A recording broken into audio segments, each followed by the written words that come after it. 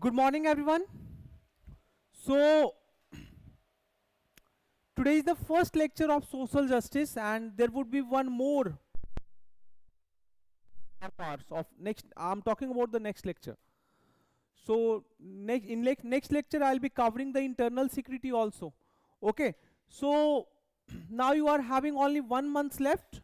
So, अभी अब कुछ नए materials पे focus नहीं करेंगे. जो भी mains के student हैं, don't focus on any new material. जो भी अभी हम लोग करा रहे हैं, do that. In addition to that, whatever you have done, जो तुम्हें लगता है कि those could be asked, revise it, write test and practice as much as possible.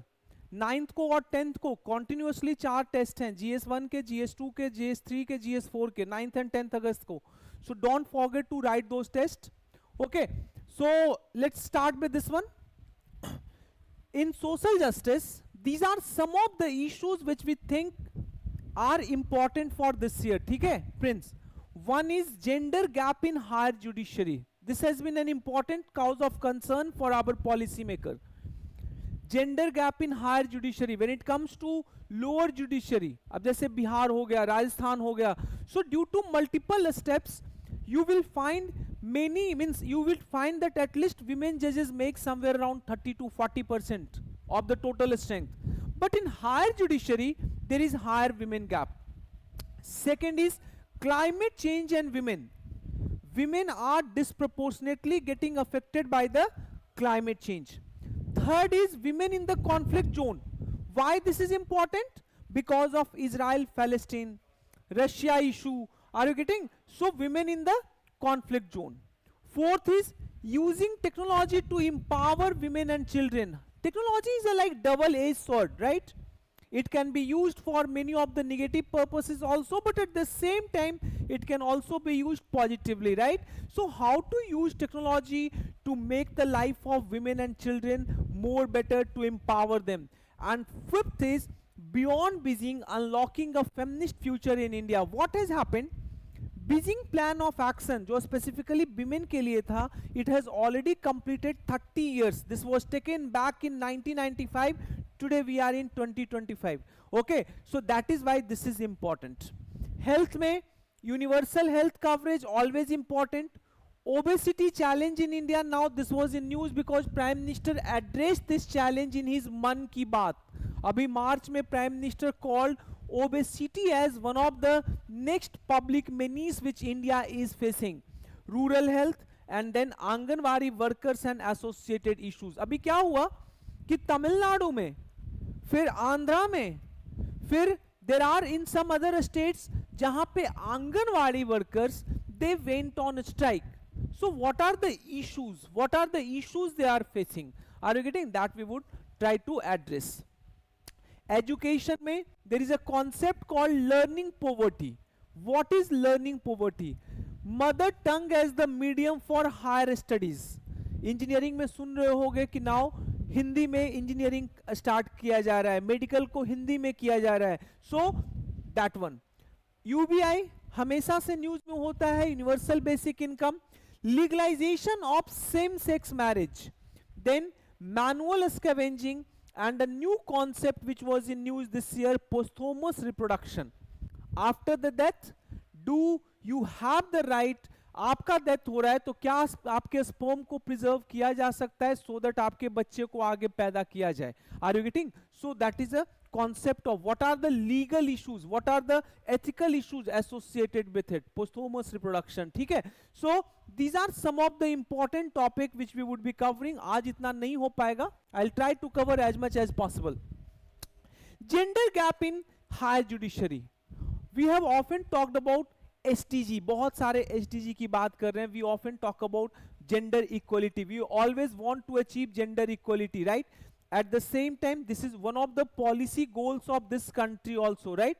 But if you will look at the higher judiciary, what you would find कि there is a persistent gender gap. Higher judiciary बोलने का मतलब I'm talking about the Supreme Court and the High Court. Okay, so you can see the gap in Supreme Court as of 17th July 2025. आज 22 तारीख है. आज से 5 दिन पहले का कंडीशन ये है कि out of total 34 judges, only one judge जो है वो महिला हैं. सो बेसिकली अराउंड 3% विमेन हैं बस. High court as of March 2025 total 109 women जजेस हैं out of 764. That means only 14.3%. And chief justice as of March 2025 in high courts out of 25 मात्र एक चीफ जस्टिस हैं हाई कोर्ट में जो कि विमेन हैं. सो सेवरल हाई कोर्ट्स, बहुत सारे ऐसे हाई कोर्ट हैं जैसे कि त्रिपुरा है, मेघालय है, उत्तराखंड है, जहां की एक सिंगल विमेन जजेस नहीं है. आज तक सुप्रीम कोर्ट के इतिहास में there is one single women who has been elevated directly from the bar, और वो कोई और नहीं जस्टिस इंदु मल्होत्रा थी. तुम्हारे जनरेशन में तुमने इनको देखा आज से 2 साल पहले, 3 साल पहले. Justice Indu Malhotra is the single women judge who have been elevated directly from the Supreme Court Bar Association. ठीक है. So that also shows what kind of gap that exists. So the next question that should come to your mind कि why gender gap in higher judiciary? Gender gap higher judiciary में है क्यों? What are the reason?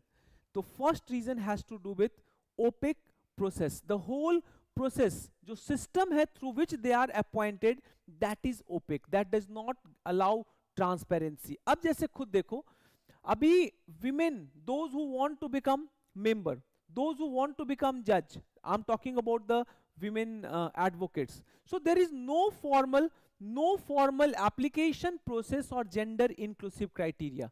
अगर वो चाहे भी कि supreme court का जज बन जाए, हाई कोर्ट का जज बन जाए, सो वो कहीं पे प्रॉपर तरीके से एक एप्लीकेशन भी नहीं डाल सकती हैं.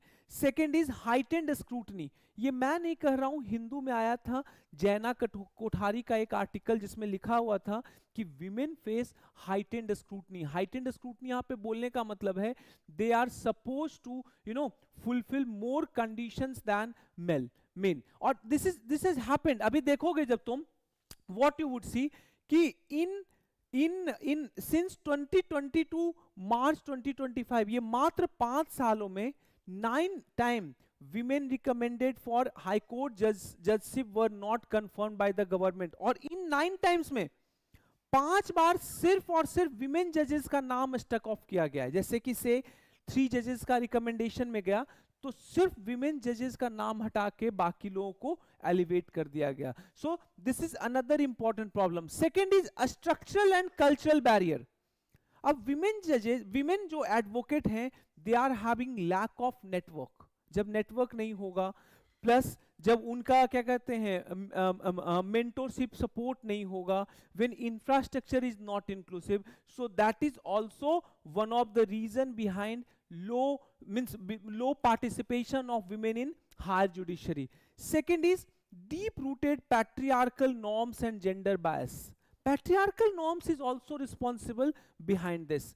Next is limited elevation. अभी ये बताया था, आज तक since last 75 years एक सिंगल जज जो हैं जिनको बार से एलिवेट करके सुप्रीम कोर्ट पहुंचाया गया, and that was justice Indu Malhotra. Next is institutional barrier. So what should be done? Why अभी yes why do we need greater women representation? अब क्वेश्चन ये आता है कि gender gap in higher judiciary it's a cause of concern. तो हमें ये gender gap fill क्यों करना है? अभी तुम लोग को ग्लोबल जेंडर गैप रिपोर्ट हमेशा बताया हूं.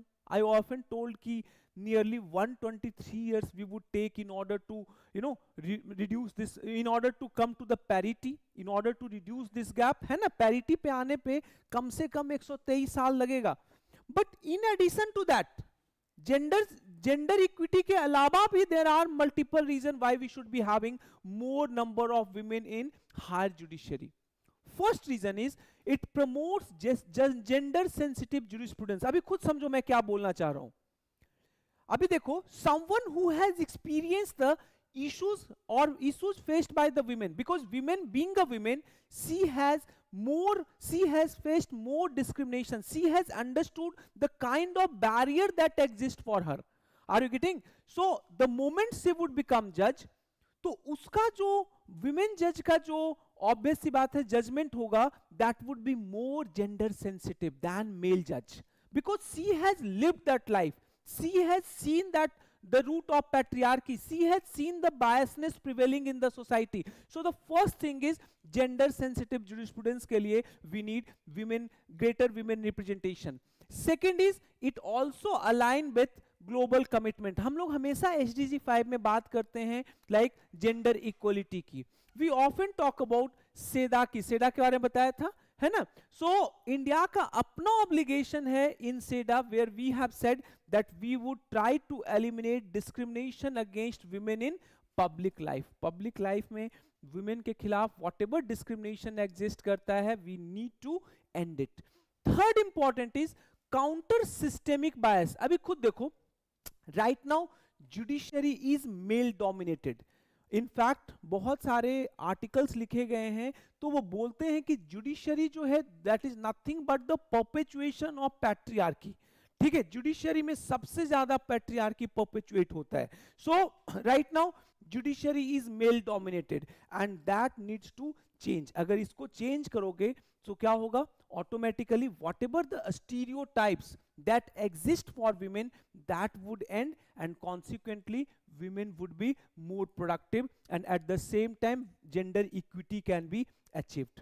Next is a strengthened constitutional ethos. अब खुद देखो, principle of equality, principle of dignity, justice, this is enshrined in article 14 and 15. So by having this gap, we are also violating this constitutional morality. We are also violating this constitutional ethos. So it reinforces judiciary role as a guardian of rights and at the same time it further strengthens the constitutional morality of this country. ठीक है? Next is why do we need women greater and another important thing is inclusive decision making. अभी समझो, अभी मैंने first point यहां पे बताया था, promotes gender sensitive jurisprudence. So obvious सी बात है, women have different experiences than men, right? So one thing, this is means they basically give a separate line of argument. Second is women judges being distinct, bring distinct lived experiences, enrich deliberations on issues like gender rights को लेकर जो issue है, family law को लेकर issue है, sexual violence, they have a different perspective altogether. जो male का perspective होगा उससे पर्सपेक्टिव अलग होगा, because being a women she can understand कि how their sexual rights have been violated. Are you getting? So they produced more balanced context specific judgment, context sensitive judgment. Next important thing is it encourages more women to join legal profession. अभी बताओ, एक लड़की है, उससे पूछोगे कि do you want to become advocate, she would say no. Why? Because she is not having any role model over there. उनको लगता ही नहीं कि कहाँ कोई women advocate है. Are you getting? So what would happen if there would be more women representation in higher judiciary? So small girls who are still picking or choosing their career, so they would see them as their role model and that for that also that is needed. क्योंकि जब तक बच्चे आगे नहीं आएंगे, advocate नहीं बनेंगे, तो फिर वो जज कैसे बनेंगे? Are you getting? So it also encourages more women to join legal profession and ultimately it also enhances judicial legitimacy. Women constitute 50% of the society, लेकिन सुप्रीम कोर्ट में उनका representation 3%. Are you getting? Women constitute 50% of the society, but high court में उनका representation 13%. ठीक है? So this would also enhances judicial legitimacy. Are you getting? So what should be the way forward? First important thing is we need to make collegium reform. सबसे important है कि collegium में reform लो. कैसे?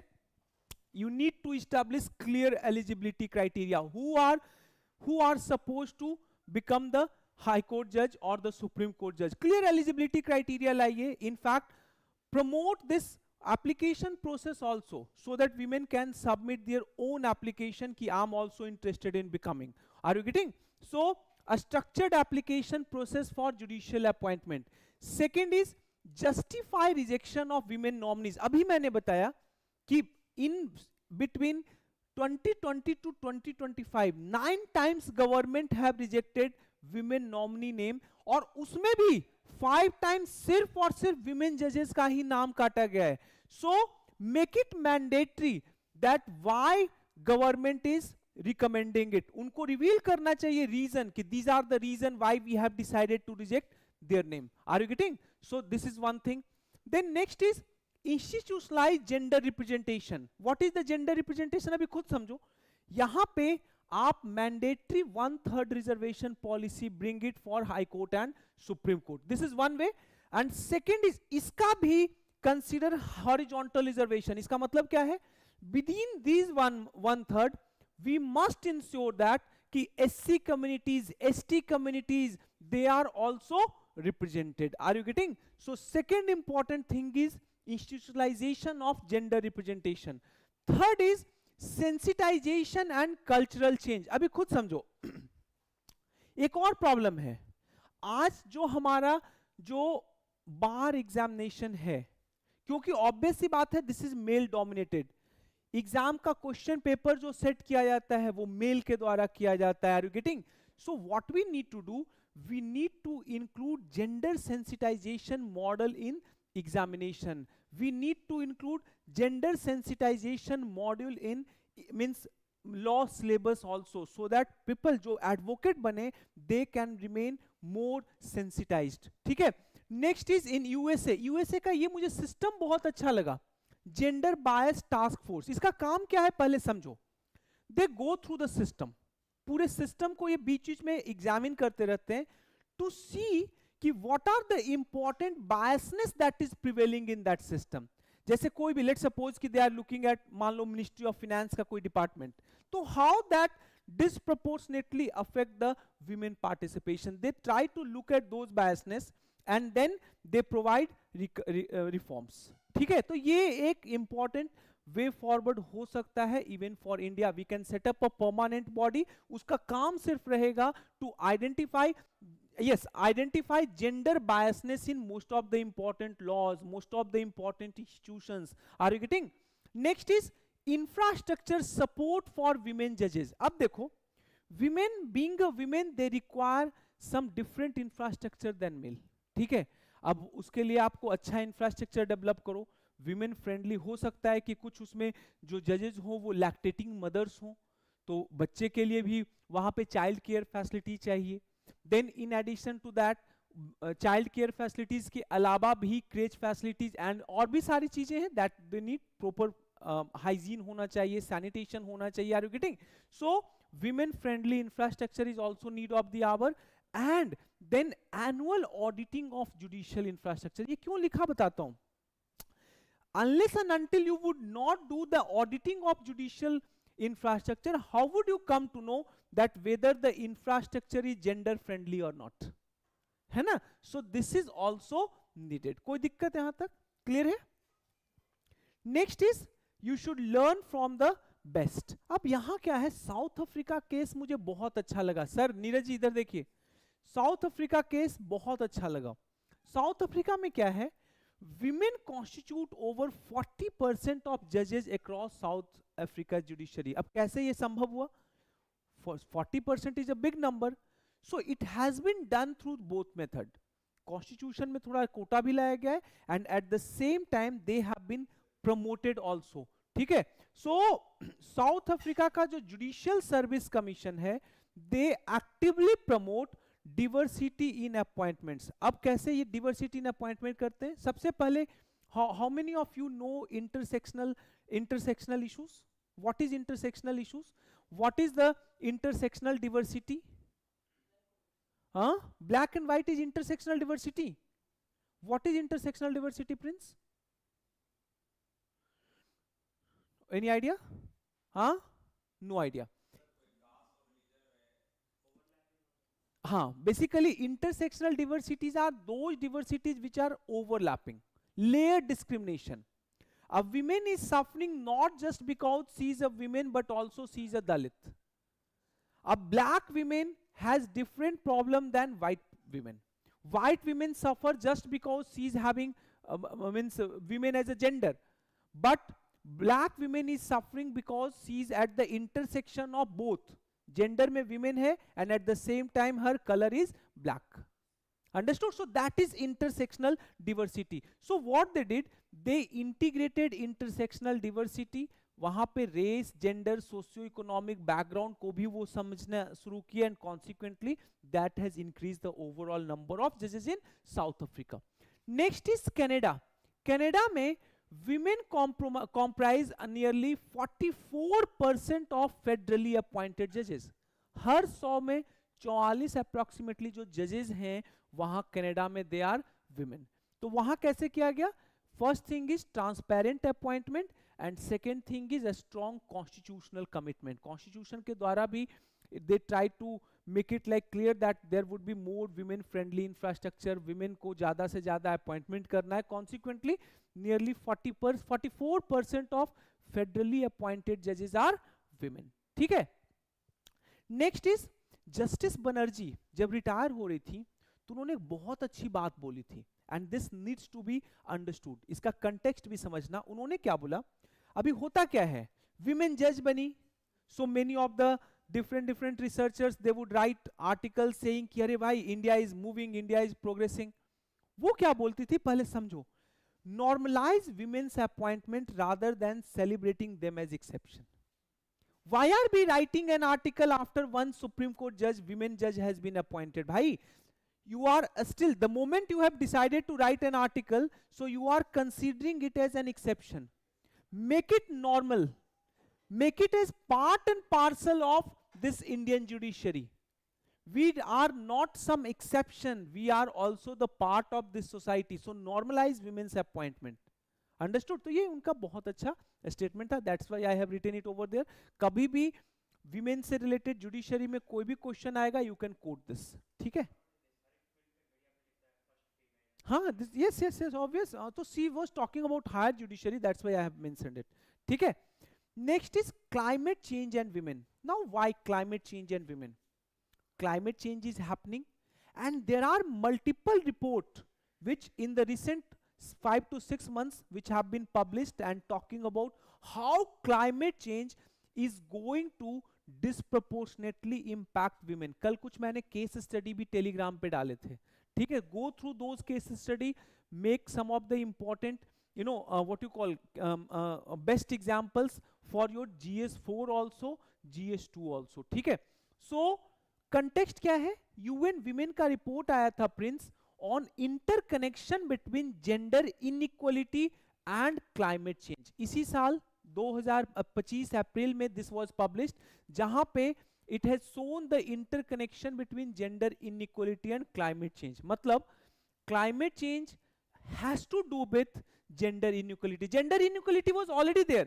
Climate change is further disproportionately impact them more. So it is further worsening the problem. Next is Gender Snapshot Report 2024, UN on Seeding Gender Empowerment. This was published इसी महीने, July 2025, first week of July 2025. And that is why this topic is important. ठीक है? So climate change and women, let us understand. अब data कुछ देख लो. मैं data, ये मेरा डेटा नहीं है, ये सारे जेंडर स्नैपशॉट रिपोर्ट का डेटा है, यूएन का रिपोर्ट है. So according to UN estimate 80% of the people displaced by climate change are women. मतलब for every 100 people who have been displaced due to climate change 80% are women. Second is according to UN women gender snapshot, climate change may push 43 million into extreme poverty and 79 million into food insecurity by 2025. ये report जो है अभी publish हुआ है आज से 5-4 महीना पहले. And according to it climate change would push by the end of this 43 million more into extreme poverty and 79 million into food insecurity. In household without piped water, 8 out of 10 water collectors are women. You must have heard about a practice called water carrier, है ना? तो generally women are water carrier. हर घर जहां पे भी piped water supply नहीं है, हर 10 में से 8 जो पानी लेकर आते हैं they are women. Next is according to UN, women and girl face increased vulnerabilities to all forms of gender-based violence, including conflict-related sexual violence, human trafficking, child marriage and other forms of violence. और ये खुद भारत सरकार की अपनी ministry है, ministry of women and child development, they argue that women and children are 14 times more likely to die in disaster than men. Are you getting? So by 2050 climate change may push 158 million more women and girls into poverty. So these are the important reports that are showing that कि climate change is going to disproportionately impact the other gender, impact the women. ठीक है? So impacts इसके क्या क्या हैं, सबसे पहले समझो what are the economic impact of it. अगर ऐसा होता है, so what would be the economic impact? First would be it would worsen the poverty, it would further deepen the poverty. How? women in rural areas they rely heavily on climate sensitive sectors. सबसे अच्छा example है agriculture. आज ज्यादातर जो male हैं they move to urban areas, वहां आ जाते हैं, एंड जो लोअर मीन्स जनरली जो लोअर मिडिल क्लास है या लोअर क्लास है वहां की विमेन गांव में रुक जाती हैं, and they take care of the agriculture, and those sectors are most affected by the climate change, है ना? Yes. So it is causing loss of income and increase in poverty. Second is already we have talked about feminization of agriculture. We are seeing there is an increasing evidence of feminization of agriculture. Now why it is important? पहले समझो. अब mail तो चले गए बाहर, they continue to hold land rights, but women take care of it. But women cannot take decision or cannot get any benefit. Benefit के लिए क्या चाहिए? अरे जिसका प्रॉपर्टी रहेगा उसके अकाउंट में पैसे आएंगे गवर्नमेंट के, जो भी बेनिफिट चाहिए, है ना? So what is happening? Consequently, they are not having any decisional autonomy due to the feminization of agriculture. Next is impact livelihood and income of women, not able to migrate due to family responsibility. Care work किसका काम है? Women का काम है. So even if climate change is happening, they know that now there is not much prospect in rural area, but then also they would not migrate. They would stay in the village.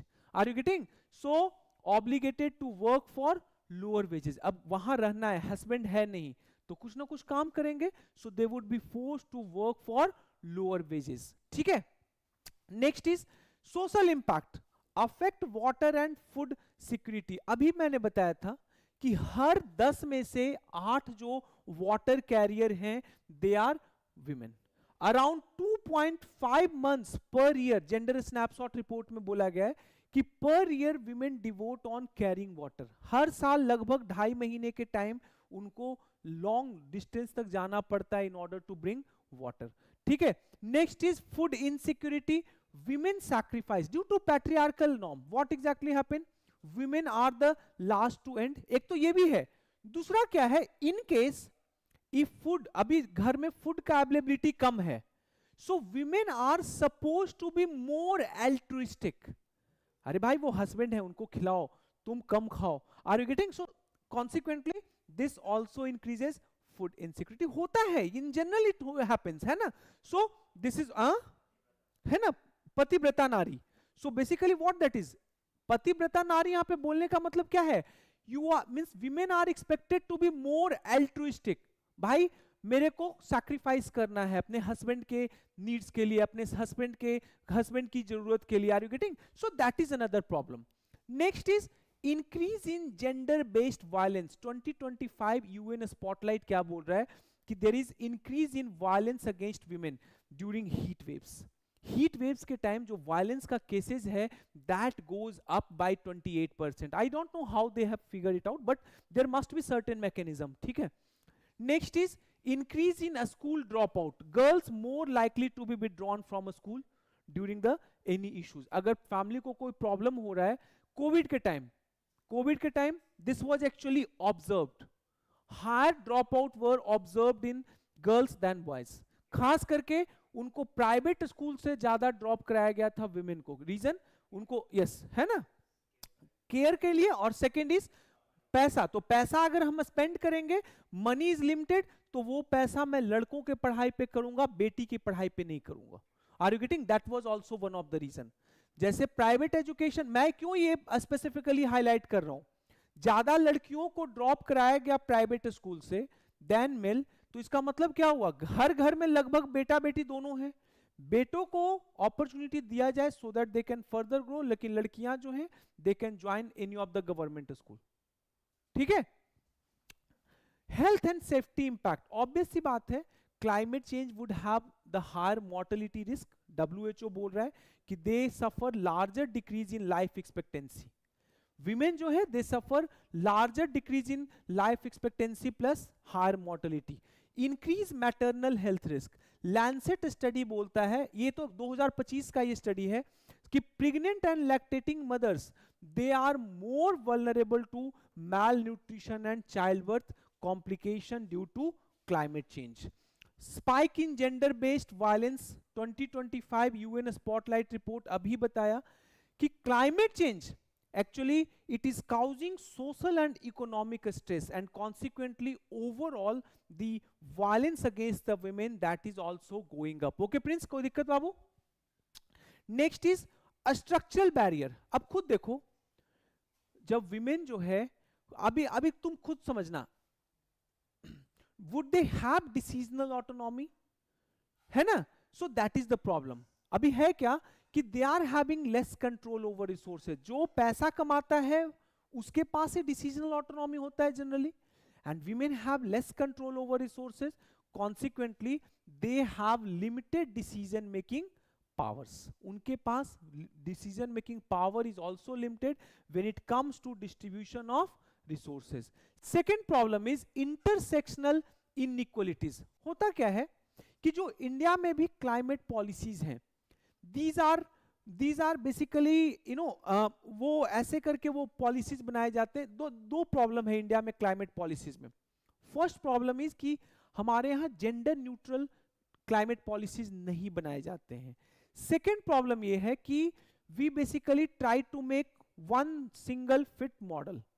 एक ही तरीके का one approach वाला model रहेगा. It does not take into account the intersectional inequalities that exist in the society.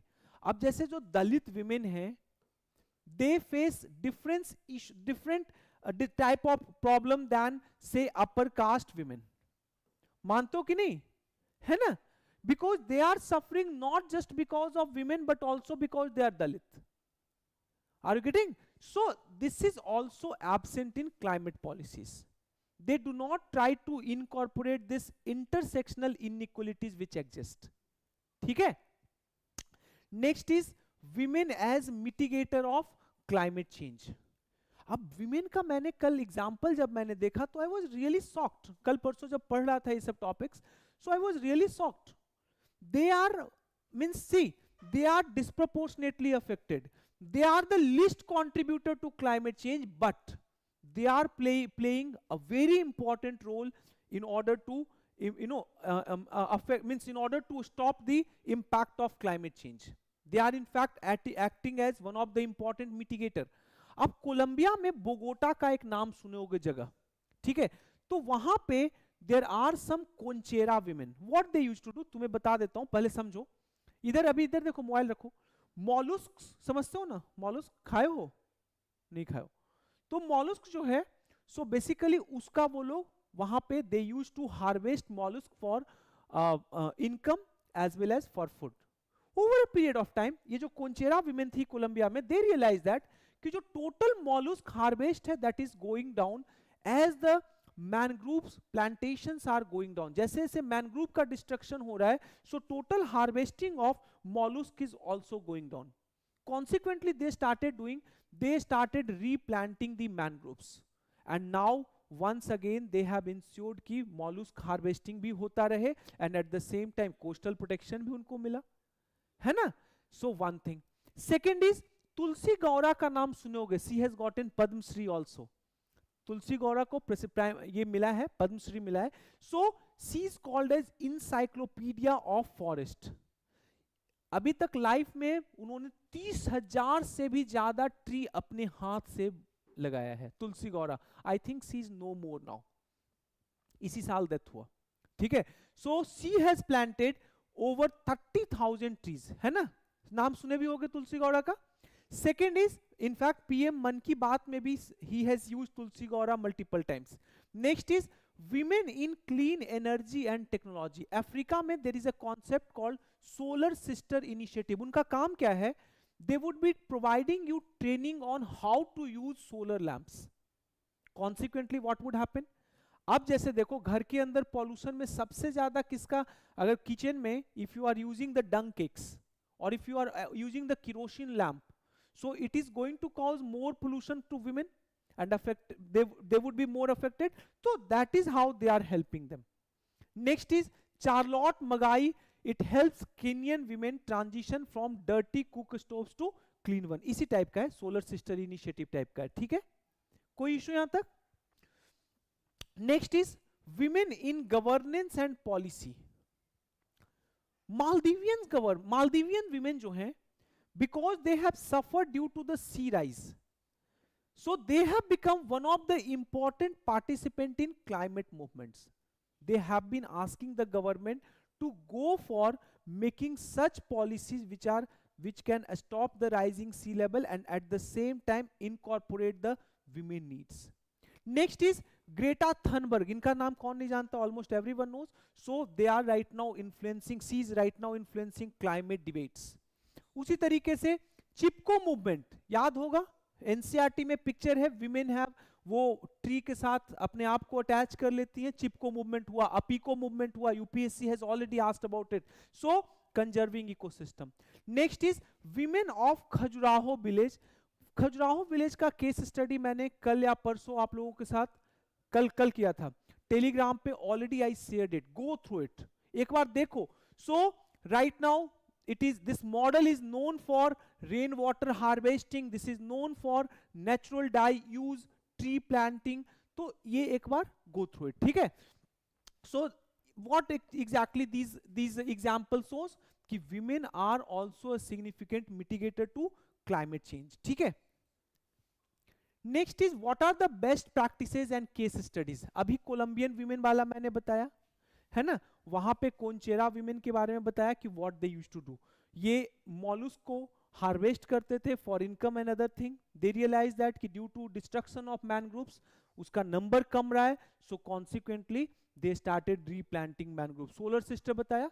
एक ये important है परामो project. परामो project जो है, Paramo is an area in Ecuador, Andes mountain पे है, और it is a very high altitude tropical ecosystem. This is very much important for water. पानी के लिए ये इकोसिस्टम बहुत इंपॉर्टेंट है, एंड वहां पे women actually played a very important role in water regulation, specifically indigenous women in Ecuador. And consequently what we are seeing कि आज परामो से शुद्ध water, clean water, pure water is going to the towards the downstream. Are you getting? Next is Seva in Ahmedabad. It teaches women farmers how to respond to shifting climate patterns to support themselves financially. Women को बताती हैं कि कैसे अपने आप को respond करना है to the shifting climate patterns. कोई दिक्कत है यहां तक? So these are the important case studies. What are the initiatives that have been taken? अब इनमें से कुछ इनिशिएटिव्स तो रियली बहुत अच्छे हैं. साथी का initiative, you should go and read about it. India में फर्स्ट टाइम नेचुरल फाइबर बनाना का menstrual pad was made by साथी. ठीक है, so what they did, they produced biodegradable sanitary pads from banana fiber. Right now they are producing biodegradable sanitary pad using banana fiber, including sugarcane fiber. Sugarcane के भी fibre से इन्होंने बनाया है, and consequently how it has contributed, plastic pollution कम किया है, and at the same time it has empowered the rural women. Second, UN Women Climate Action Framework that support women's participation in climate governance and disaster risk reduction. ठीक है, project drawdown. Project drawdown में क्या है कि girls education and family planning. According to this project, in case if we would focus on more girls education and public planning, so by 2050 we would reduce the overall carbon dioxide emission by 85 gigatons. ठीक है। Progressive actions eight UNFCCC, हमेशा ये तो आप लोग को पढ़ना ही है। First gender action plan was taken as part of COP 2017। उसके पहले Lima work programme on gender was taken in 2014।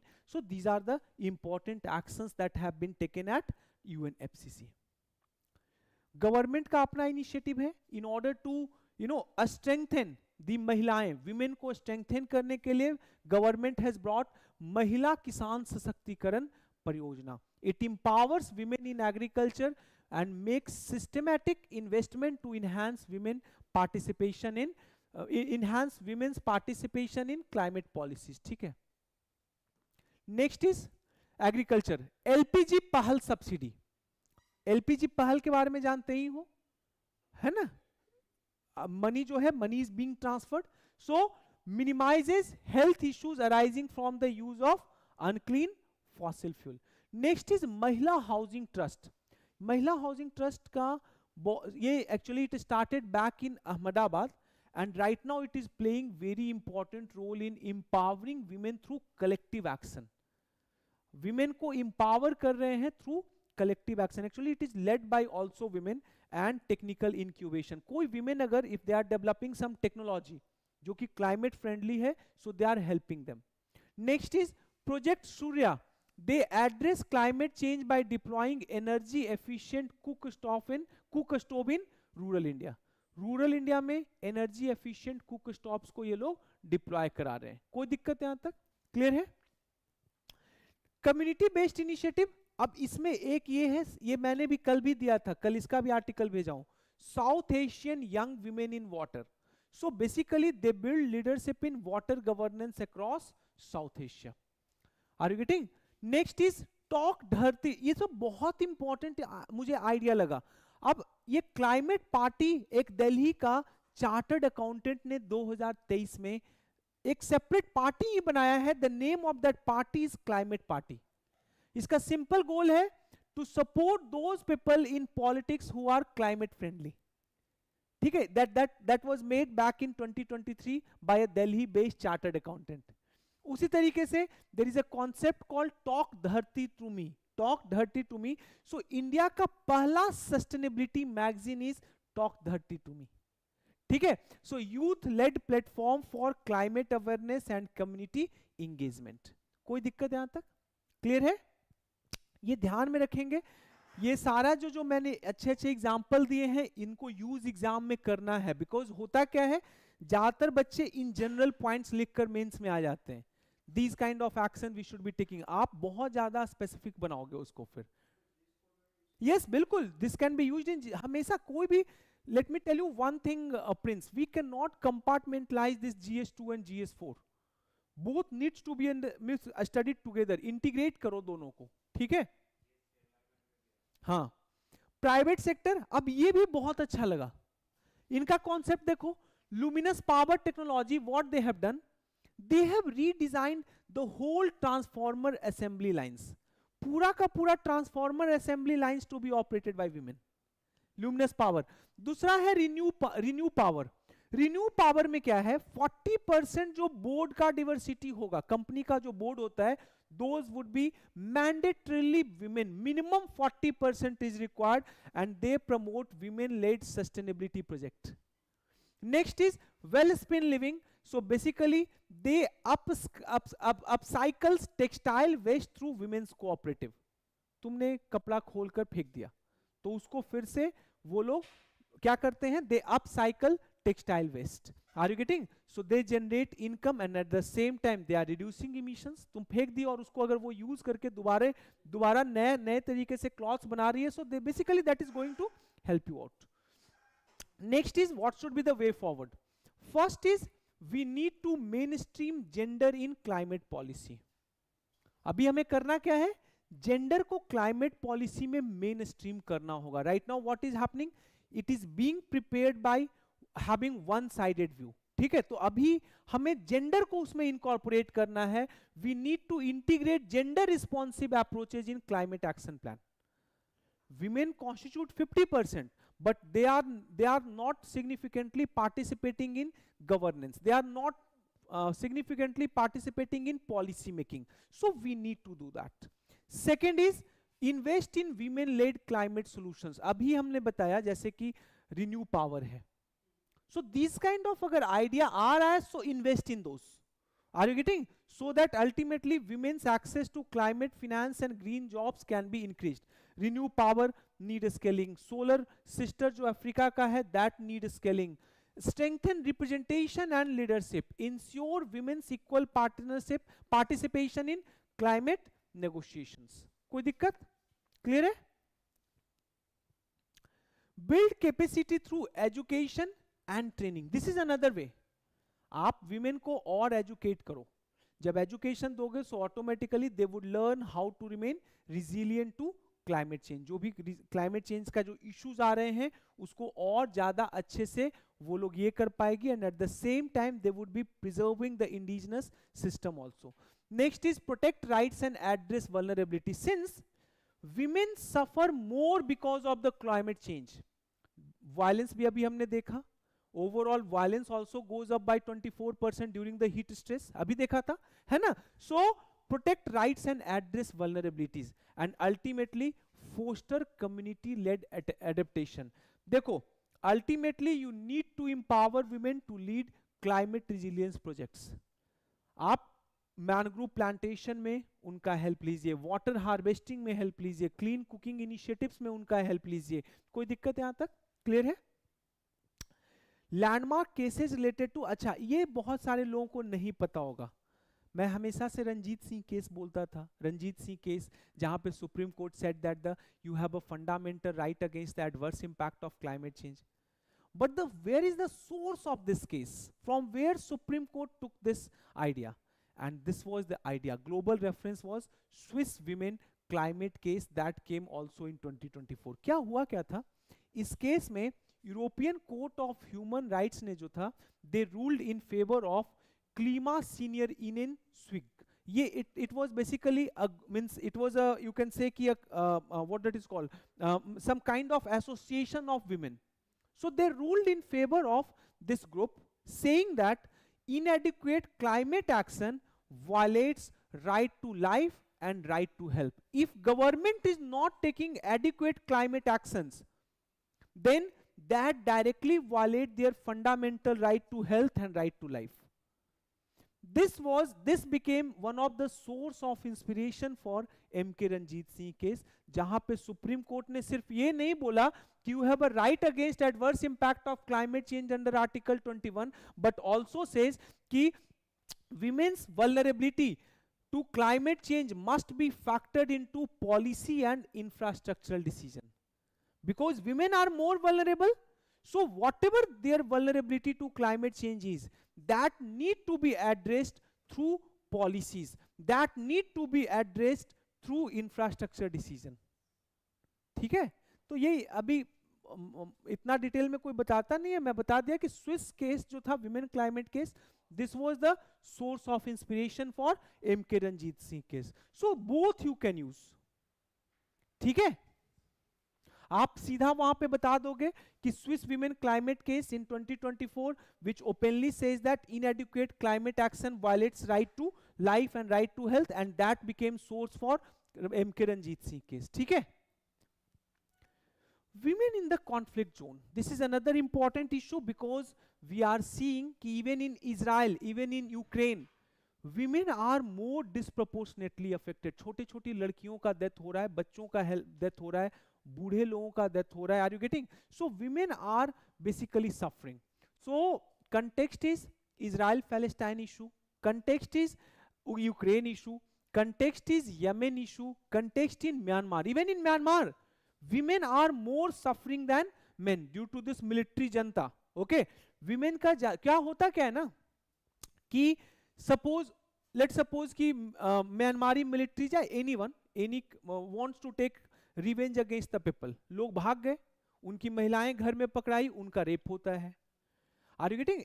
Weaponization of women body has also become one of the important tool in conflict. और ये आज का नहीं है, ये तो स्टोरी हमेशा से, तुम्हें याद होगा तैमूर लंग भी यही करता था, मंगोल खान, चंगेज खान भी यही काम करता था. Are you getting? So women body have always been treated badly during the conflict. और आज भी this situation is still pervading.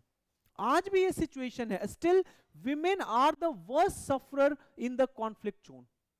ठीक है? So bring why, हाँ बिल्कुल आएगा, हाँ, bringing widespread suffering, but women and girls face disproportionately higher risk. कल ही एक पाकिस्तान का इशू वायरल हो रहा था, एक वीडियो, पाकिस्तानी महिला जो थी, she was having an a sexual contact with outside of means wedlock, मतलब ऑब्वियस सी बात है कि शादी के बाहर किसी और के साथ she was having sexual relationship and she was caught, so she has been killed by the whole community. ठीक है? So issues faced by women in conflict zone. First is physical and sexual violence. What are the issues that are faced by women? Physical and sexual violence, अभी बताया कि there is a weaponization of sexual violence. The body of women became a tool to control. And क्यों ये करते हैं? Why do they do? कल भी रात में मैंने पूछा था कि why weaponisation of sexual violence is still a tool that is used. Through that they are sending a message to the larger community. That is a expression, that is like a tool to create fear and intimidation in the other community कि भाई अभी भी नहीं सुधरे तो आगे तुम्हारे साथ भी यही होगा. So weaponization of sexual violence is like you are telling to the larger community. Are you getting? So हाँ हमेशा होता है ये, हर जगह. मनोरमा केस तुम बोल रहे हो, ठीक है, ये लगभग everywhere where it happens. So weaponization of, yes, it happens.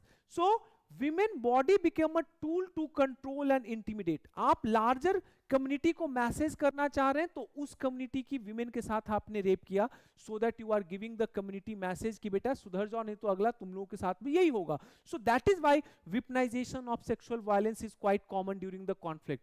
Second is women honor. Generally women honor is associated with family honor, community honor. ठीक है, याद होगा तुम्हें जनरली कोई भी 1947 ये सब का पार्टीशन पे मूवी देखोगे तो देखोगे कि many women they used to cut themselves or jump inside the कुआं well. Why? Because women honor was directly associated with their body. If their bodies are being violated, it means the community honor is at stake. Consequently, या ये जो तुम सुनते हो जौहर का issue, क्या था Jauhar? Same women honour, and it is still relevant, आज भी इंपॉर्टेंट है. Means of revenge, humiliation to families. So that is why women are used in conflict zones. Next is health care and reproductive rights. अब तुम खुद देखो, bless you, during the war, generally the health care system collapses. जब health care system collapse होगा, so खुद तुम समझो कि what would happen? There would be problem when it comes to access to health care, access to maternal care. कोई pregnant lady है, where she would go, prince? है ना? So collapse of the health system that affect access to maternal care. Next is displacement and vulnerability. अब खुद देखो, conflict induced vulnerability. याद करो Milkha Singh case. Milkha Singh case में the whole family came to Delhi के outskirt में किया गया था और वहां टेंट में बहुत ही बुरे कंडीशंस में they were living. You might have been aware of that sex scene also, है ना? वहां पे भाई सो रहा है, बगल में एक पर्दा लगा हुआ है, and then this is happening. So basically it places women in extraordinary vulnerable circumstances. आसपास का लोगों ने सुना, उनको एक मौका लगा, they would further start teasing that women. So women would become even more vulnerable in such situation, in conflict induced displacement. Next is political marginalization. Women are basically they are excluded from peace representation या peace process. Peace सबसे ज्यादा impact conflict में women का होता है, but they are not being made a part of the peace process. Lack of legal protection, national laws. अब जब नए post conflict when the country would go for consolidation, when the country would make national laws, और वहां पे women का participation नहीं होगा, so automatically their perspective would also get neglected, and this usually happens. ठीक है? So these are the issues which are faced by women in conflict zones. Next is economic disempowerment. Conflict होगा so automatically they would lose their livelihood. अगर जब भी conflict होगा, so they would lose their livelihood. So women's informal jobs first to disappear, and that affect their economic autonomy. Next is female headed household. Post conflict क्या होता है? Mail लड़ने गए, लड़के शहीद हो गए, तो बहुत सारे household now become female headed. अब वहां महिलाएं उसको लीड कर रही है, but they are not getting any kind of social and economic support, है ना. So this is another important problem. Impact on girls. Girls face twin burden. पहला बर्डन है they get withdrawn from the school. The reason is a school system itself has been destroyed. तो school से withdraw कर लिया गया, so consequently हो सकता है कि दे मे मीन्स उनकी family may go for child marriage. One thing. Second, many a times even girls are recruited as a child soldier. Conscription समझते हो ना. So they are conscripted. वहां पे सोल्जर्स के लिए खाना बनाने के लिए, वहां पे सोल्जर्स का फिजिकल नीड्स को पूरा करने के लिए. So sometimes they are recruited, and that is why that also impact disproportionately girls. ठीक है, ये होता था भाई, ये नाइजीरिया में हुआ है, this has happened in Sudan, this has happened in Rwanda. ठीक है. So issues faced by women. What are the impact? पहला इंपैक्ट है psychological and emotional trauma. Throughout their life they would feel that. Exposure to gender based violence. अब तुम्हारा during the conflict if you have been raped, so after that period it may have long term consequences on your body. Anxiety, depression, post traumatic stress disorder, PTSD, ये लगभग सारे लोगों में होता है, those who face the issues like this. ठीक है.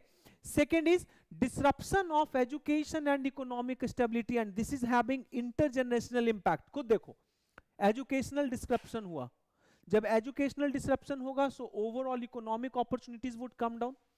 Economic opportunity कम होगा तो लॉस ऑफ अपॉर्चुनिटी होगा, सो इंक्रीज इन डिपेंडेंसी होगा. तो माँ जिसकी कम पढ़ी लिखी है, तो ऑब्वियस सी बात है that may further goes to the next generation. हो सकता है कि next time daughter would also not get that opportunity. So this also keep on perpetuating. Next is displacement and refugee crisis. Refugee camps में सबसे ज्यादा mail होते हैं कि महिलाएं होती है? जनरली फीमेल होती है ना. रिफ्यूजी कैंप्स का जब ओवरऑल पॉपुलेशन देखोगे कंपोजिशन, तो महिलाएं और बच्चे होंगी. So form a majority in refugee camps, and there is a risk of trafficking and abuse that also goes up in refugee crisis. ठीक है. Refugee camps. Impact on health. अब during conflict health sector, अभी देखो Israel का जो पूरा का पूरा हेल्थ केयर सेक्टर है, it is almost non existent. है ही नहीं भाई. किसी को इमरजेंसी केयर भी चाहिए तो कुछ नहीं किया जा सकता, they have to die. Sorry, Palestine में पूरा का पूरा पैलेस्टीन का जो अभी हेल्थ केयर सिस्टम है, दैट इज कंप्लीटली डेड हो चुका है. ठीक है. सो उस केस में they are having, women are having limited access to. अब बहुत उसमें लेडीज होंगी, they may be requiring maternal care, pregnant होंगी. Some of the lady might be suffering from NCDs, they require like frequent treatment, but they are not getting. So consequently what would happen? Automatically the overall mortality in women would also go up, है ना. So sexual violence, lack of a screening. जब sexual violence होगा, screening नहीं होगा, जब health care system collapse हो चुका है, so sexually transmitted infection can also go up, cases of AIDS can also go up, है ना. Next is political marginalization, women's participation in peace negotiation plus governance. when they do not participate in peace negotiations, when they do not participate in governance process, when they do not participate in post conflict nation building, so automatically it would have the impact on women. Bhai, they are impacted the most by the conflict, but they are not having any say in the next process कि आगे करना क्या है. Are you getting? So this is another important problem. कोई दिक्कत यहां तक clear है? Global measures to protect women in conflict zone. Now women have been recognized as vulnerable. Women को हमेशा से रिकॉग्नाइज किया गया है कि they are more vulnerable during the conflict and consequently many global measures have been taken to protect women. उसमें सबसे important resolution was UN Security Council resolution 1325। 1325 मैंने पॉलिटिकल साइंस में भी पढ़ाया है, ठीक है, जब फेमिनिज्म पढ़ा रहा था, feminism foreign policy, so at that time I talked about UN Security Council 1325. So this was brought in 2000 and it mandates that women's participation in peace process and protection during conflict. Whenever conflict has stopped and when peace process has started, so usme make it mandatory that women must participate into it, because ultimately this peace process is going to impact them, unke life पे इसका impact है, so they need to be made part of it. ठीक है, सो this is one thing, ये बहुत important resolution है UN Security Council 1325, हमेशा इसको याद रखना है। पॉलिटिकल साइंस में भी मैंने पढ़ाया है, और ये ऐसे भी जब भी कभी विमेन का इश्यूज आएगा, चाहे विमेन इन फॉरेन पॉलिसी का इशू आए, विमेन इन कॉन्फ्लिक्ट जोन का आए, कोई भी चीज में you can use UN Security Council 1325. Second is Rome statute of ICC, international criminal court का जो रोम स्टैट्यूट है, so that also recognises rape and sexual violence as war crimes during conflict. If you commit rape or if you are committing sexual violence against women, so that would be counted as war crime and hence you would be liable to be charged as criminal against humanity. You have committed crimes against humanity. Next is SEDA. SEDA में already requires a state to eliminate discrimination against women and this include armed conflict also. कोई दिक्कत यहाँ तक clear है? What should be the way forward? सबसे पहला way forward है, खुद देखो, you need to start at the political level, और पॉलिटिकल लेवल पे आपको बहुत सारा काम करना है. खुद अभी मैंने बताया इतने सारे इश्यूज हैं. First thing is they are marginalized politically. जब पॉलिटिकल मार्जिनलाइजेशन हो रहा है, so they are not in the policy making. women are completely absent in policy making. So first you need to take means empowerment of women at multiple level. You need to empower them in political decision making. आपको उनको leadership position देना होगा so that they can participate in political decision making. Second, self defense skills also they need, specifically during the conflict. Karate आता रहेगा, कोई आ रहा है जबरदस्ती कर रहा है, so they can beat them, उनसे लड़ाई कर सकते हैं. Are you getting? So both are important.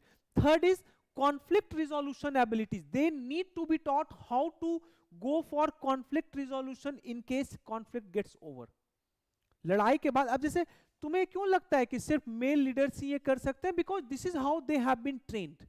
अगर ये training same that if that would be given to female, they can also be exactly, they can be even more successful because they are more suffering due to the conflict. ठीक है, so you need to empower women at multiple level, self level पे, physical level पे, and at the same time political level पे they also needs to be empowered. Second is bringing gender equity in policy and humanitarian aid.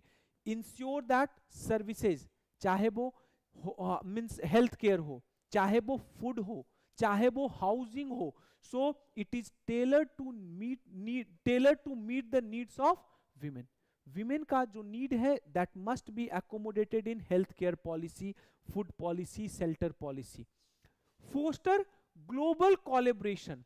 You need to foster global collaboration to combat sexual violence in conflict. Sexual violence in conflict, this need to be combat. अभी मैंने बताया ना कि women body is being weaponized.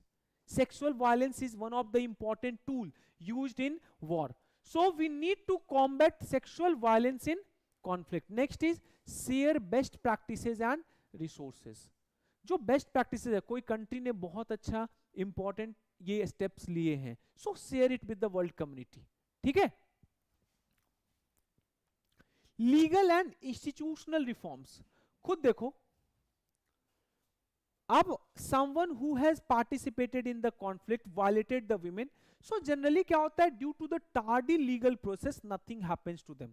उनको कुछ होता ही नहीं है। दंगा हुआ, दंगे के टाइम किसी लेडीज का रेप हुआ, रेप के बाद 10 साल 15 साल तक केसेस चल रहे हैं। So you need to also strengthen the institutions and laws, ठीक है। Establish fair judicial system for swift trial, you need to establish fair judicial system ताकि ट्रायल्स जो हो वो स्विफ्ट हो, जस्टिस जो हो वो टाइमली मिले, so that it can act as a deterrence for the next. अगले को लगे कि अगर ऐसा करूंगा so after the conflict I would be punished, so it would be having a deterrence impact on them. आगे से कभी कॉन्फ्लिक्ट होगा भी, कभी राइट होगा भी, then also they would not go for violation of bodily autonomy of the women. Next is develop self reporting mechanism, you need to develop self reporting mechanism. अभी होता क्या है, due to stigma, due to stereotypes, many women do not self report of such violence. During the conflict अगर उनके ऊपर कोई violence किया गया भी हो तो उसको वो रिपोर्ट नहीं करती हैं। So for that you need to develop self-reporting mechanism so that without even revealing themselves, yeah, in case if they want to protect their identity, that must be given, so that ki identity protect karke they can talk about those incidents which has actually occurred. Next is emotional and social support. अभी मैंने बताया कि generally women who have suffered say rape, who have suffered harm to the bodily autonomy or sexual violence, so they develop multiple kind of stress, है ना, अभी तो बताया था, ठीक है। They develop multiple kinds of disease, post traumatic stress disease, अभी बताया था पीटीएसडी के बारे में। So they need basically psycho social support. आप उनको काउंसलिंग अच्छे से कराइए, काउंसलिंग कराओ, ट्रॉमा हीलिंग कराओ, so that they can get integrated into the society. Next is engage communities to break stigmas around survivor of sexual violence. आप you need to engage communities to break stigmas around survivors of sexual violence, ठीक है। मतलब ये जो generally sexual violence के बाद जो ladies बचती हैं तो there is a stigma in the village, अरे this lady has been raped, so you need to engage the community to tell them कि भाई it was not their fault, it was not the women's fault, are you getting, so that they can be integrated into the mainstream society. That is why emotional and social support. कोई यहां तक दिक्कत बिल्कुल clear है। Next is beyond Beijing unlocking a feminist future in India. अभी मैंने बताया कि बीजिंग एक्शन प्लान को 30 साल हो गए, 30 साल पूरे हो गए हैं बीजिंग एक्शन प्लान के, and that is why this is important for this year UPSC mains. इस बार यूपीएससी मेंस के लिए काफी इंपॉर्टेंट है। ऐसे आपको बता दूं, Beijing plan of action has been also asked in UPSC prelims, prelims में पूछा जा चुका है, ठीक है।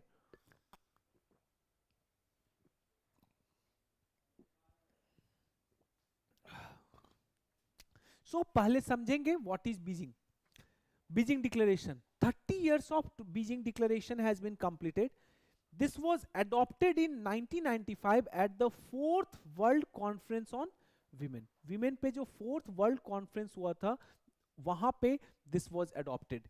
It identified 12 critical areas of concern जहां पे फोकस करने हैं।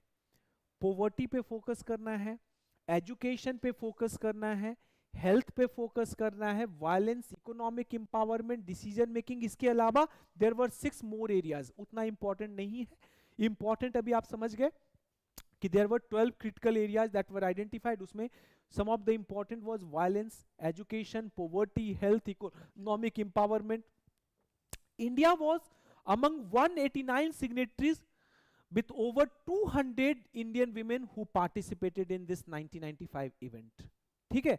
अभी इसके 30 साल हो गए।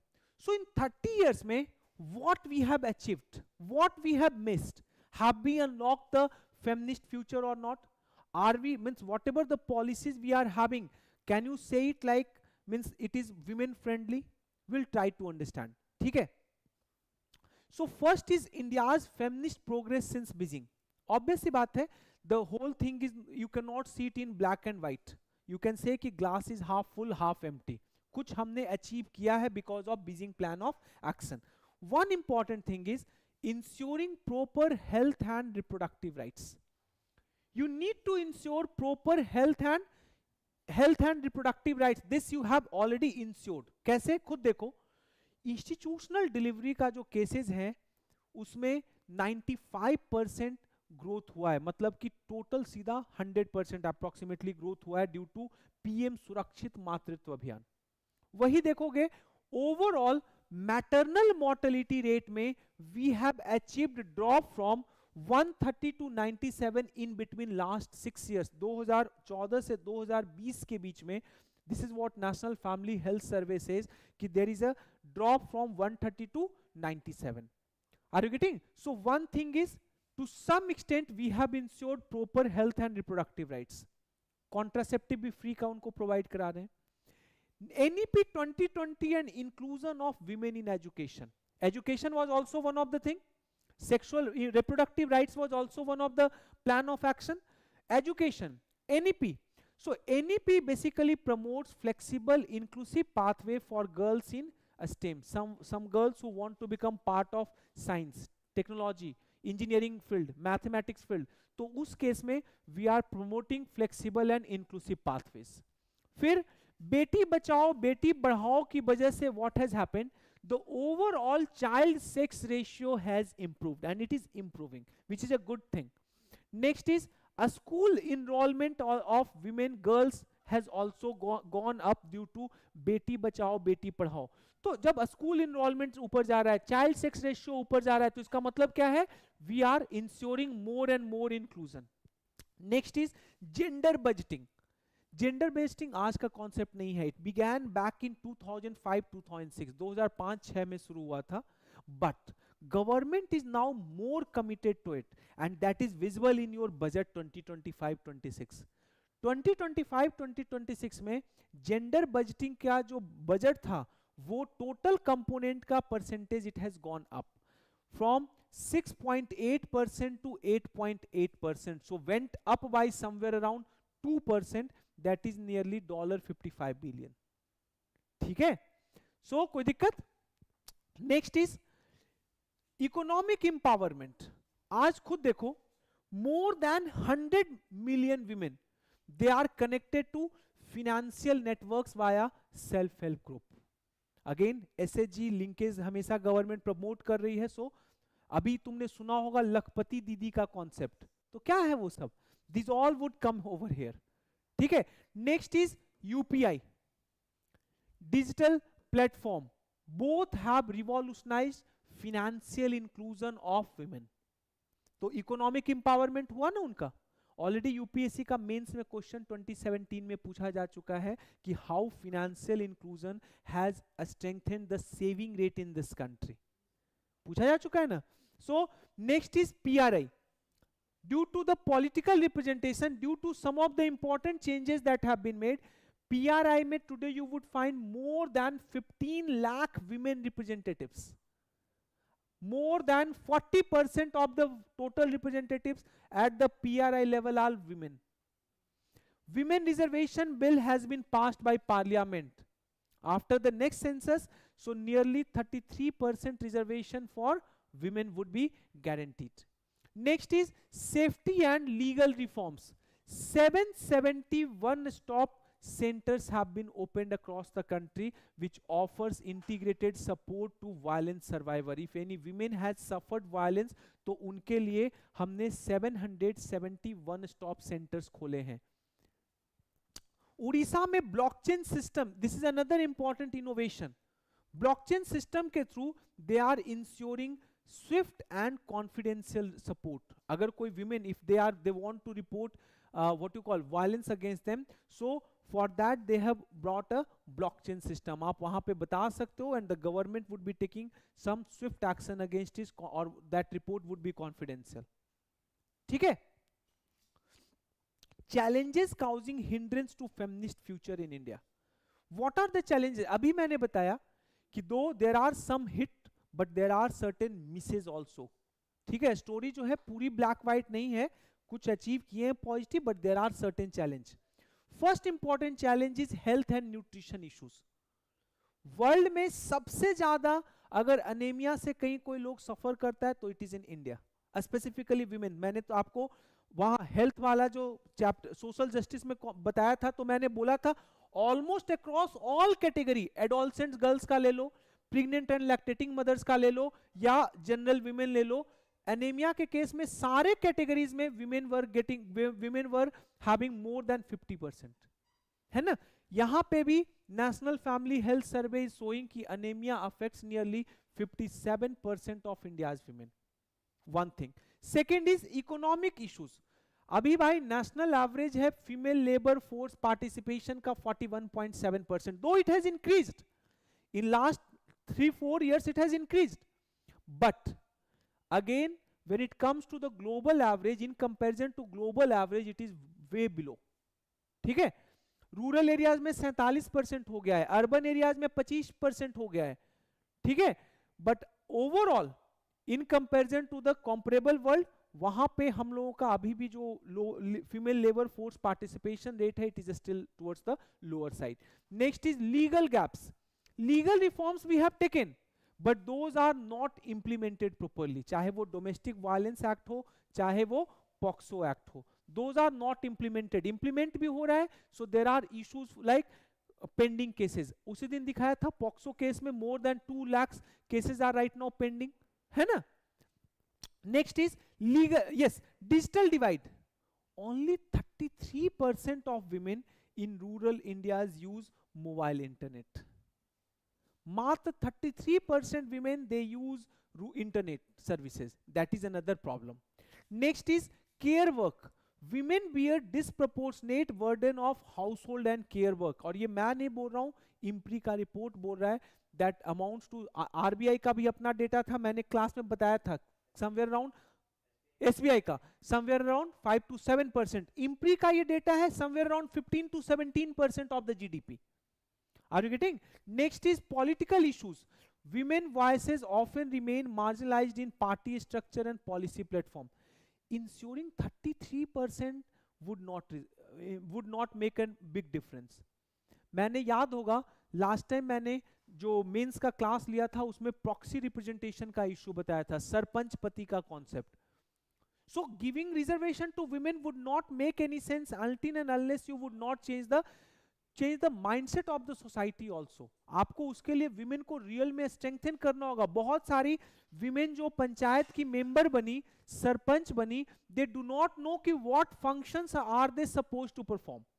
उनको फंक्शन क्या करना है, वो उनसे जब इंटरव्यू ले जाता है तो बोलती है अरे वो तो रिजर्व सीटवा हलई, तो हस्बैंड जी मतलब पति जी बोले कि खड़ा हो जा तो खड़ा हो गई। अब जीत गए हैं तो हस्बैंड जी संभालेंगे एवरीथिंग, ठीक है। मेरी बात समझ रहे हो मैं क्या बोल रहा हूं? It's the husband who is taking care of everything now. So sarpanch पति प्रॉक्सी रिप्रेजेंटेशन मैंने बोला भी था, supreme court has given guidelines against it, है ना। So women's voices often remain marginalized। effective participation, making reservation does not ensure effective participation। Reservation बनाने से कोई जरूरी नहीं है कि it would ensure effective participation. For that you need to develop the capability of those women's, yes, ठीक है। Next is one size fits approach. Dalit, Adivasi, disabled, LGBTQ, minority women, they face different kind of layered discrimination। so for those who are suffering from this intersectional inequality, उनके लिए कुछ और concepts होने चाहिए, ठीक है। so these are the challenges that are causing hindrance to feminist future in India। Way forward to unlock a feminist future in India. इस बार का मेंस के लिए बहुत इंपॉर्टेंट क्वेश्चन होगा अगर पूछा जाता है। जनरली चांसेस हैं कि इस बार ये पूछा जाए, ठीक है, क्योंकि जनरली यूपीएससी का क्वेश्चन जब एनालाइज करोगे तो व्हाट यू वुड रियलाइज कि कोई चीज का 20 साल हो रहा है, 25 साल हो रहा है, तो जनरली वो क्वेश्चन पूछे जाते हैं। इसीलिए आरटीआई मैंने किया था। आरटीआई के इस बार कितने साल हो गए? हाँ, तो कितने साल हो गए? हाँ, 20 साल। आरटीआई के 20 साल हो गए। आरटीआई में अमेंडमेंट भी किया गया है, तो वो सब भी कारण भी आरटीआई वाज इन न्यूज़, ठीक है। सो हो सकता है this year you can expect one question from RTI too, ठीक है। So way forward to unlock a feminist future in India. First you need to make inclusive policies. आपको inclusive policies बनाना होगा। You need to recognise diverse identity to so that ensure कि programme reflect the women's need. Second is bring legal reform. भाई law लाने से कोई फर्क नहीं पड़ता है, डोमेस्टिक वायलेंस एक्ट लाए but the people, but the good Hrithik, but the people who are basically taking care of implementing it, वो उनको आपने सेंसिटाइज किया ही नहीं है। आपके यहाँ जुडिशरी है, वो खुद जुडिशरी बोलती है कि groping is not like the what you call groping of breast is not equivalent to sexual exploitation, या skin to skin contact is not sexual assault. Are you getting? So you need to bring legal reform, but simultaneously you need to bring gender sensitization also. ठीक है? Third is you need to reduce digital divide. Train women in digital literacy. आप women को digital literacy में train करो. Next is educational reform. Foster feminist values in school and college curricula. आप feminist values को school में promote करो, college curricula में promote करो. Next is bolster care economy, quantify and integrate into national account. अभी बताया care economy, SBI का report है समवेयर अराउंड 6 to 8%. ठीक है, तो you need to quantify it. Next is economic empowerment. जो विमेन है तो विमेन को और माइक्रो क्रेडिट से लिंक करो, सेल्फ हेल्प ग्रुप के साथ लिंकेज कराओ. So that could be another thing. Focus on financial inclusion, जैसे कि link SHGBs, government, private sector platforms, do that. ठीक है, लर्न फ्रॉम द बेस्ट. अब यहां पे रवांडा का एग्जांपल सुनो. 61% of the women in Rwanda's parliament are women. 61%. How this has been ensured? Through both of the mechanism, kuch reservation, and then slowly the political system has also promoted women. Political party जानबूझ के ज्यादा women को nominate करते थे. Consequently today 61% women in parliament. Second is Sweden. Sweden में एक मुझे ये concept काफी अच्छा लगा. They have a paid parental leave for both husband and wife. क्यों? अभी तक क्या है? Generally child caring responsibility, the moment you give only maternity benefit to mother, तो इसका मतलब क्या है? You are acknowledging one thing, that child care is responsibility of mother. अभी समझो मैं क्या बोल रहा हूं. अगर मैटरनिटी बेनिफिट के नाम पे सिर्फ महिला को 6 महीने का छुट्टी मिला, तो इसका मतलब क्या है? इसका मतलब child care is prime responsibility of mother. Sweden में अभी गवर्नमेंट ने कहा लाया है, वो तो 30 दिनों का है भाई, 6 महीने की बात हो रही है. वो तो 30 डेज तो अलग है. अब ऑब्वियस सी बात है, बीवी तुम्हारी हॉस्पिटल में रहेगी तो तुम जॉब करते रहोगे, वो भी एक इशू है ना. We are talking about the parity in leave also. 6 months if you are giving to husband wife, तो 6 months you should be giving to husband also. ठीक है, सो नॉर्मलाइज से. हंस रहा है प्रिंस, बोल रहा है कि भाई मस्ती उड़ाऊंगा ये 6 महीने. हाँ, बट द रीजन इज, यहां पे स्वीडन ने क्यों किया? So that they can normalise shared care responsibility. इसको नॉर्मलाइज करें. Next is Kenya, women's digital hubs, so that decrease digital divide. ठीक है, Bangladesh micro finance led women entrepreneurship. वहां पे भी Bangladesh is one of the important country जहां पे you will find this SHG MFI linkage बहुत स्ट्रांगली हुआ है, and consequently that has also empowered women. ठीक है,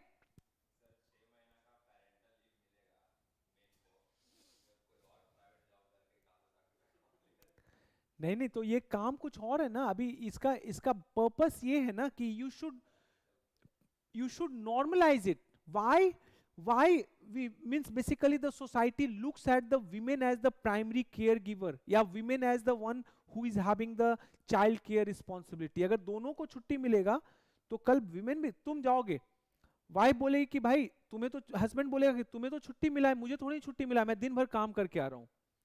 अगर दोनों को 6 months छुट्टी मिलेगा तो इस केस में वाइफ कैन से कि this child caring responsibility is not just my responsibility, it is also equally your responsibility. That is why this leave has been given to you. Are you getting?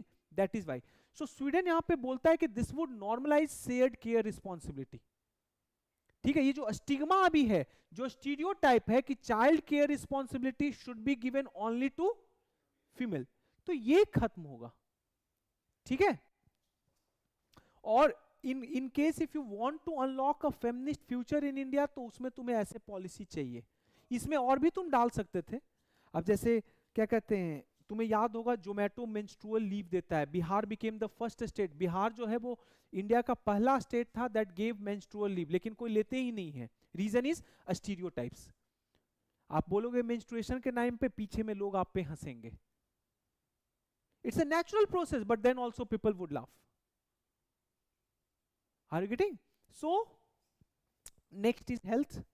Health में obesity challenge, this has emerged as a major public meanings. मैंने बोला कि प्रधानमंत्री मोदी जी मन की बात में ही has highlighted this issue of obesity, कि this is going to be a important public meanings in the coming future. So let us understand, India's obesity challenge is evolving into a full blown public health crisis। और ये मैं नहीं बोल रहा हूं, खुद आपके पीएम मन की बात में इस साल मार्च में बोल रहे हैं। डेटा क्या है? नेशनल फैमिली हेल्थ सर्वे के हिसाब से 24% of Indian women and 23% of Indian men are overweight. 24% महिलाएं और 23% women are underweight. Second, childhood obesity in last decade, पिछले 10 साल में व्हाट हैपेंड?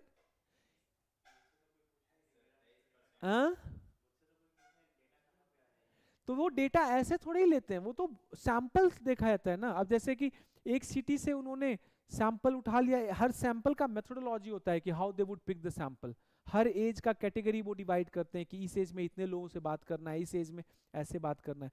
तब तो भाई एक सेंसस ही करा लो, है ना। सो अगर सबसे पूछवाना है, childhood obesity in last decade it triple three, ऐसे सेंसस का भी इसको पार्ट किया जा सकता है। आप जनरली फैमिली से पूछ सकते हैं कि कितने लोग ओबीज हैं, या सबका बीएमआई नपवा लो, ठीक है, तो उससे ये भी पता चल जाएगा ना। ठीक है, so in last decade children में it triple, 3.4% of children under 5 are overweight.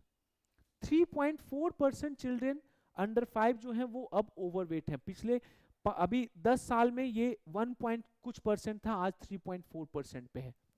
Next is projected burden, according to Lancet study about 450 million adults in India are expected to be overweight or obese in 2050।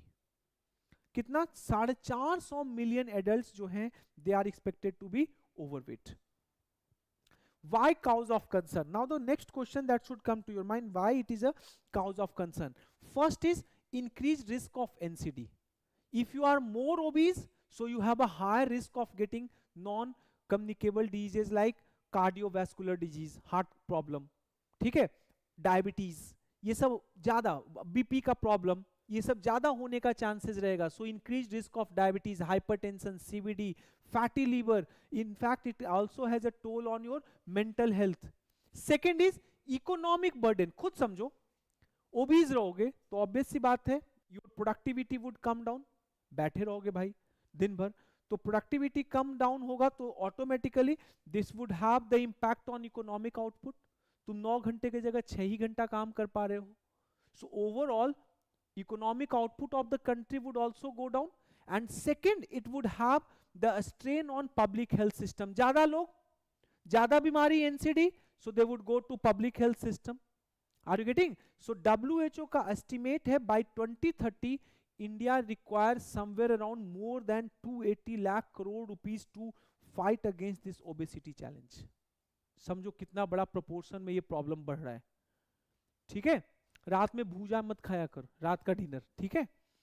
Multi generational impact, obese parents, अब generally the parents who suffer from obesity, so they transfer their genes in kids. बच्चे जो हैं they inherit both things, gene भी और lifestyle habit भी अपने mother father से। When they would get the lifestyle habit, so बच्चे would become obese. बच्चे जब बड़े होंगे तो they would become obese parents, and then this cycle would keep on repeating. देखना जनरली मोटे फादर जो होते हैं घर में, मोटे फादर अगर हैं तो बच्चा भी जनरली मोटे होंगे, ये फैक्ट है. द रीजन इज बिकॉज क्योंकि father is not that much active. जब आप एक तो वो जेनेटिक छोड़ दो, एक और रीजन है, father is not active, he is not hitting the gym regularly, he is not going for workout, तो बच्चा भी वो चीज सीखता है. He also develops the sedentary lifestyle, consequently he also becomes what you call obese. ठीक है, हाँ तुम्हें भी हो रहा है, तुम्हारा भी ये सिचुएशन है. Why cause of concern?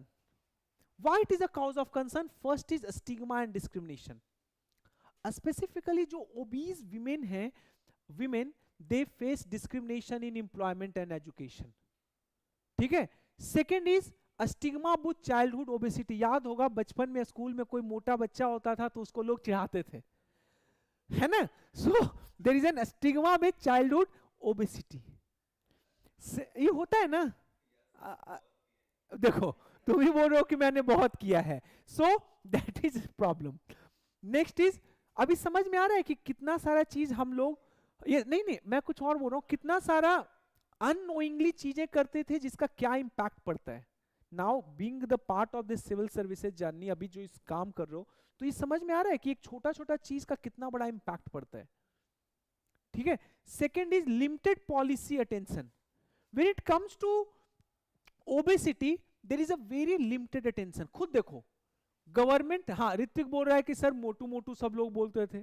ठीक है. So there is a limited policy attention. Government is too much like concern with issue of malnutrition, issue of undernutrition, issue of underweight child what you call wasting.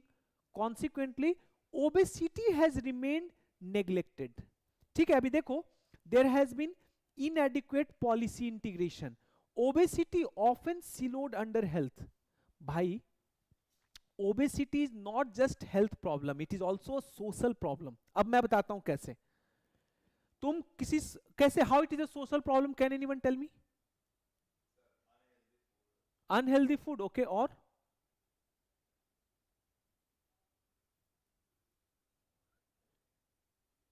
सुनो, you are living in slum, there is no open area, you are living in densely crowded area, there is no open area. कहां जाओगे भाई exercise करने? मेरी बात समझ रहे हो? तो hassle means obesity is not just health problem, obesity is also having problem with the social issues, multiple social issues. That is why obesity needs to be linked with multiple issues. Urban planning में भी obesity को देखो, urbanization की बात कर रहे हो, food is one thing. घर पे जहां पे रह रहे हो आसपास में सिर्फ रेस्टोरेंट्स हैं और सिर्फ स्नैक्स ये सब मिल रहा है, तो ऑब्वियस सी बात है being a man you would be also after seeing this लगेगा कि खा लेता हूं, है ना. सो inadequate policy attention, obesity generally it is often siloed under health. तो obesity का कनेक्शन जो बाकी फैक्टर्स के साथ है those are not being seen. ठीक है. Second is limited preventive focus. There is a limited preventive focus on obesity. Government schemes address undernutrition, leave poverty on margin. They focus, वहां पे गवर्नमेंट का जो फोकस है वो ज्यादातर फोकस है अंडर न्यूट्रिशन पे. Consequently, they have ignored altogether issue of obesity. ठीक है. Next is causes behind rise of obesity. Why there is a rise in obesity? First important is dietary shift.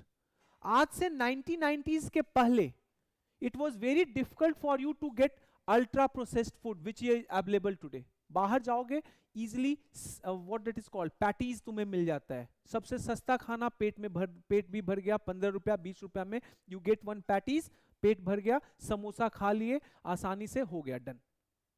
So there is an increase in ultra processed food. अल्ट्रा processed फूड में क्या क्या आएगा? Chips, Lay's. भाई Lay's वाले मेरे पे कंप्लेन मत कर देना, मतलब मैं एग्जांपल दे रहा हूं यार. ठीक है. हाँ हाँ सारे मतलब चिप्स, इसलिए चिप्स मैंने बोला.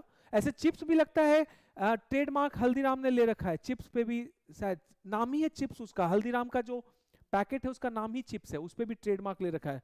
भाई चिप्स भी बोलने पे अब ये लोग पनिशमेंट करवा देंगे. ठीक है. So rise in ultra processed food, trans fats, sugary beverage, so this has increased. अभी देखो 1990s के पहले जो ओवरऑल कंजम्पशन था of aerated drinks, of carbonated drinks.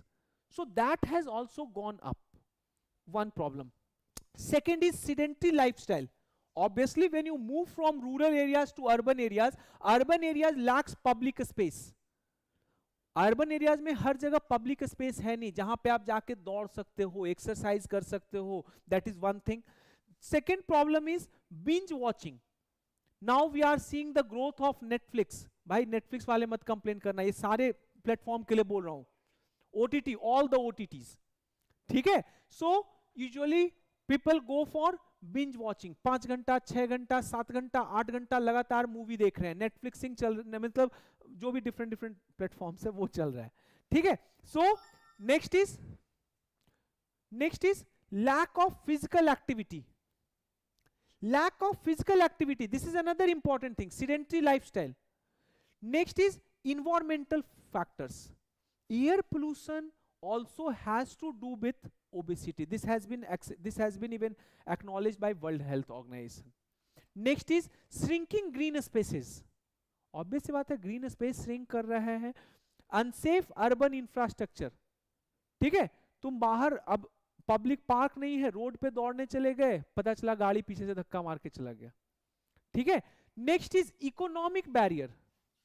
अब healthy food is expensive but junk food is cheap and easily accessible. You can say, Hrithik बोल रहा है कि sir rising economic activity is also one of the major factor. It has promoted fast food culture. अब जैसे ये 2 minute Maggi जो concept है, भाई मैगी वाले मत कुछ बोलना. 2 मिनट्स नूडल का कॉन्सेप्ट है, क्या है? 2 मिनट में मैगी, इसका मतलब क्या है? बहुत सही वो भी बोल रहा है ऋतिक कि one of the reason is because of the rising economic culture. The kind of ये जो फास्ट के ऊपर जो फोकस है, वर्क कल्चर में अभी जो फोकस है ग्लोबलाइजेशन में, सो that is also responsible behind this obesity issue. Fast food जल्दी जल्दी खा लेना है. फास्ट फूड यही कॉन्सेप्ट ही है. आप जाओगे अमेरिका, यहां तो वैसा नहीं मिलेगा. अमेरिका में you will gate drive through McD. वहां मैकडी में आप उसके थ्रू ड्राइव करोगे. अभी आपने बोला यहाँ पे, और यहां से 10-20 मीटर आगे जाना है. यहां पे पैसे जमा करेंगे, तब तक वहां पे आपका मैकडी का बर्गर रेडी है. गाड़ी से ही लिए निकल गए. गाड़ी चला रहे हो, खा रहे हो burger and you are driving also.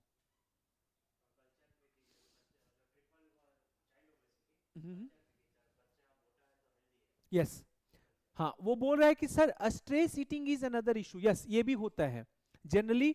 when you are in stress, when you are in depression, तो उस समय eating disorder होते हैं. खास करके आप देखना, it usually happens in girls.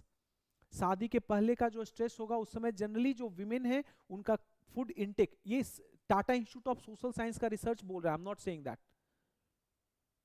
In fact ऐसे भी जनरली आप स्ट्रेस में जब रहोगे you would gain weight, you would have more food.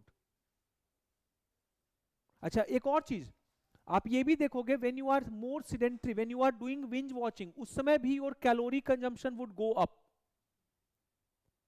घर पे बैठे हुए हो, कोई काम नहीं कर रहे हो, तो लगेगा कि भूख बार बार लग रहा है. It happens. Next is economic barrier. Healthy food is expensive while ultra processed foods जो हैं they are cheap, easily accessible.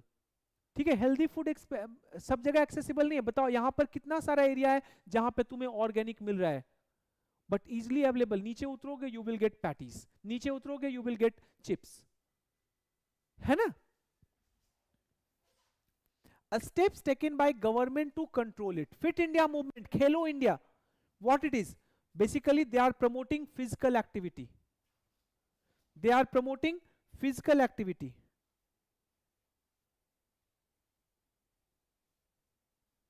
They are promoting physical activity. Second is Eat Right India. FSSAI के द्वारा they pushes for food safety and healthy eating habits. ठीक है.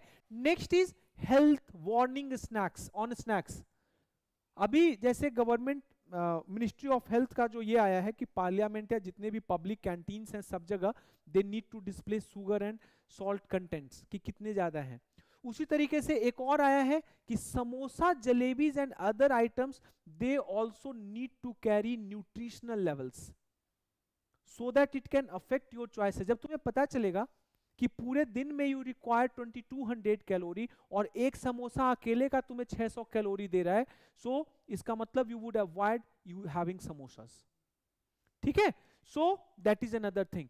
Next is पोषण अभियान। खैर कोई गवर्नमेंट ने कोई खास स्टेप्स उतने लिए नहीं है, that is why I have added Poshan Abhiyaan. सो Poshan Abhiyaan focuses on maternal and child nutrition, but it needs a stronger interlinkages with this obesity control.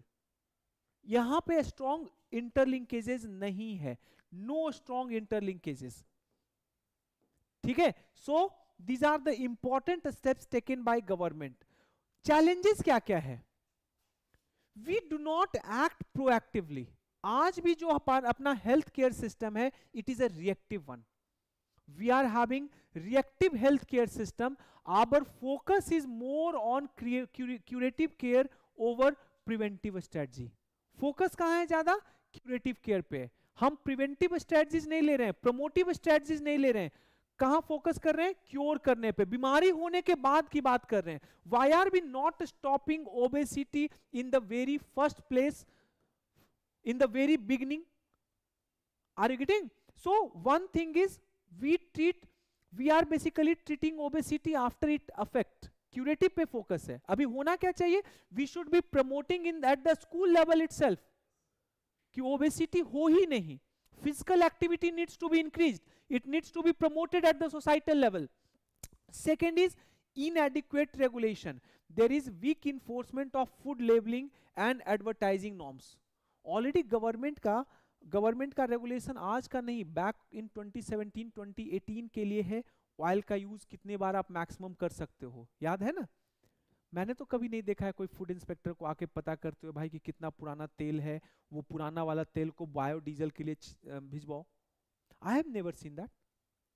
Are you getting? So the problem is we are having policies but not it is being enforced properly.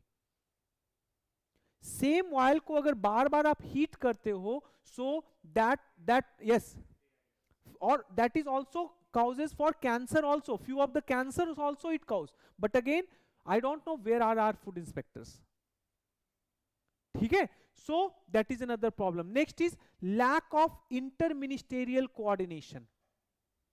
there is a fragmented efforts across health, education and urban planning। next is limited screening protocol। अभी देखोगे routine health checkups में generally obesity rarely address किया जाता है। We do not address obesity issue.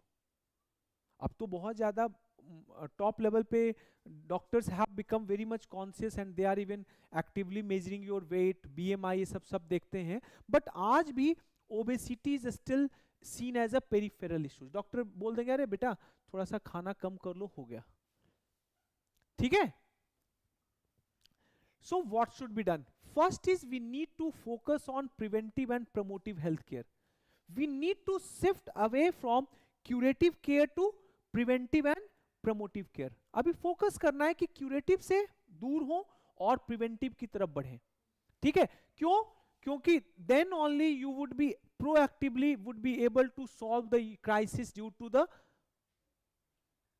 the obesity. जो public health crisis है obesity से, उसका फाइट करने का सबसे अच्छा तरीका है we need to focus on preventive and promotive health care. Second is inclusive urban planning. Noida model, वहां क्या है कि सारे रोड्स के साथ में एक साइकिल का सेपरेट लेन दिया हुआ है so that people can have their own bicycle. Netherland is another important example, it promotes cycling। so basically you need to create walkable cities so that people can walk to the office के आसपास residential areas को develop करो so that people can directly walk to their offices। cycling lanes बनाइए, open gyms बनाइए। open gyms you have seen, even in these parks you have gotten open gyms, है ना? ये सब पार्क में भी, नीचे वाले पार्क में ओपन जिम है ना inside. So promote open gyms. So Noida model is one example। Next is taxation on sugar rich items। जो sugary drinks हैं, the one which are responsible for this rising crisis, उन पे tax जम के लगाओ। In fact अभी आऊंगा उस इशू पे भी। So ultra processed foods जो हैं उस पे टैक्स जम के लगाइए। India does not currently differentiate tax rate based on sugar content. अभी है क्या कि ऑलरेडी जो कार्बोनेटेड वाटर वाले हैं, मतलब जो those who sell carbonated beverage, so they have submitted a proposal to government. Proposal ये है कि those carbonated beverage which contain zero sugar, they should be taxed at 12%. Those carbonated beverage which contain some means like on like some limit on sugar, जैसे कि मतलब out of 100 ml let's suppose कि 10 grams से नीचे है, so उस case में use 18%, and if any carbonated beverages are having more than 10 gram sugar out of 100 ml, तो उस केस में यूज 40% जीएसटी रेट। ठीक है, ये बोला गया है उनके द्वारा। Right now government does not make discrimination. Right now government tax them at a uniform rate of 40%। 28% highest tax rate GST का, 12% सेस के नाम पे गवर्नमेंट जितने भी कार्बोनेटेड बेवरेज इंडिया में है ऑल आर टैक्स्ड एट 40%। अब कार्बोनेटेड बेवरेज के जो मालिक हैं, ओनर्स हैं, वो बोल रहे हैं कि this would not promote sound health. Why people would shift to zero sugar drink? अगर गवर्नमेंट अगर टारगेट दोनों पर सेम रेट रहेगा, 40% यू वुड बी चार्जिंग, तो that is not actually going to give some kind of incentive to the people to shift to the zero sugar drink. That is why they have given one solution, keep on charging 40% on high sugary beverage, while on the lower sugar beverage उसको 40% को 18 पे लाओ, and where there is zero sugar bring it under 12% GST। ठीक है, this would give an incentive to the people। ठीक है, next is educational reforms along with school reforms। Educational reform, physical education को mandatory school में बनाइए, healthy canteens लाइए। अभी भी आई वाज टॉक मींस अभी देखो सीबीएसई का गाइडलाइंस है कि school should not sell like samosas and other stuff, but in most of the school canteens today you would find samosas. So healthy canteens are not there. मैं तो दंग रह गया यहाँ के एक स्कूल के बारे में जहां मेरी भांजी पढ़ती है। They are selling ice creams, they are selling cold drinks, they are selling samosas. Are you getting? बच्चे हैं तो बच्चा तो देखेगा तो उसको तो और मन करेगा। ये तो कम से कम स्कूल की रिस्पॉन्सिबिलिटी इतनी होनी चाहिए कि आप हेल्दी स्नैक्स वहां अपने कैंटीन में रखो। So they are promoting carbonated beverage, they are promoting samosas. ठीक है, so healthy canteen, fitness drinks, are you getting? So these are the other issues. Next is what should be done. First what we need to do is take the help of society and community. देखो, obesity is not going to end unless and until we would not take the help of the society and community. You need to promote yoga. आपको योगा को promote करना होगा. You need to walk, you need to have walking clubs. You need to have nutrition literacy, and इसके लिए you need the support of society and community. ठीक है, you need to engage them. Second is global best practices, learn from them. Mexico में what they have done, they have imposed beverage tax on sugar sweetener and all the other beverages which is sugar sweetened. Consequently what has happened, पहले tax नहीं था, tax लगने के बाद एक साल के अंदर the total consumption has gone down by 17%. This is a good thing. Second is Hungary में they are having junk food tax. If you are having burger या कोई भी जंक फूड अगर ले रहे हो, so you need to pay junk food tax. Next is UK bans junk food aids targeting children. UK में complete ban है. You cannot have junk food aids targeting children. बच्चों को किसी भी तरीके से आप उस तरीके से इंटाइस नहीं कर सकते हो for junk foods. Next is Netherland and Denmark, they have like throughout कोई भी उनका इंफ्रास्ट्रक्चर, फिजिकल इंफ्रास्ट्रक्चर लो, वहां पे cycling infrastructure you will find. मैं नीदरलैंड में एम्स्टर्डम में मैं गया हूं, तो वहां मैंने देखा कि ऑलमोस्ट सारे लेन्स पे you would be having cycling infrastructure, लगभग सारे जगह तुम्हें साइकिलिंग इंफ्रास्ट्रक्चर मिलेंगे, और पीपल लव टू, इनफैक्ट वहां का प्राइम मिनिस्टर भाई साइकिल से चलते हैं।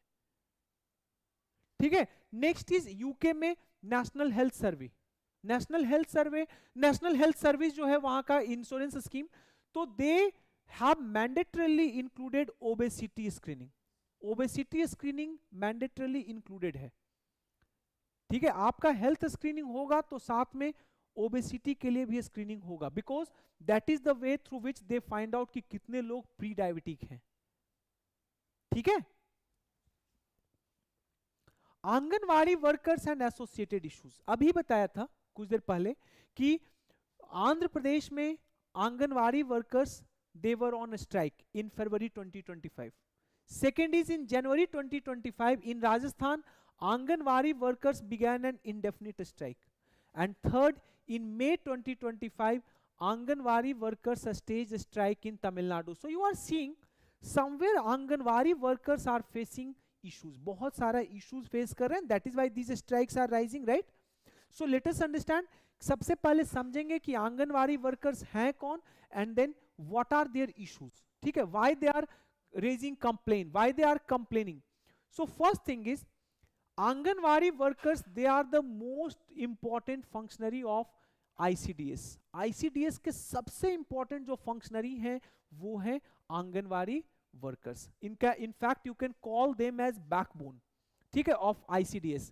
They play an important role in promotion of child growth and development.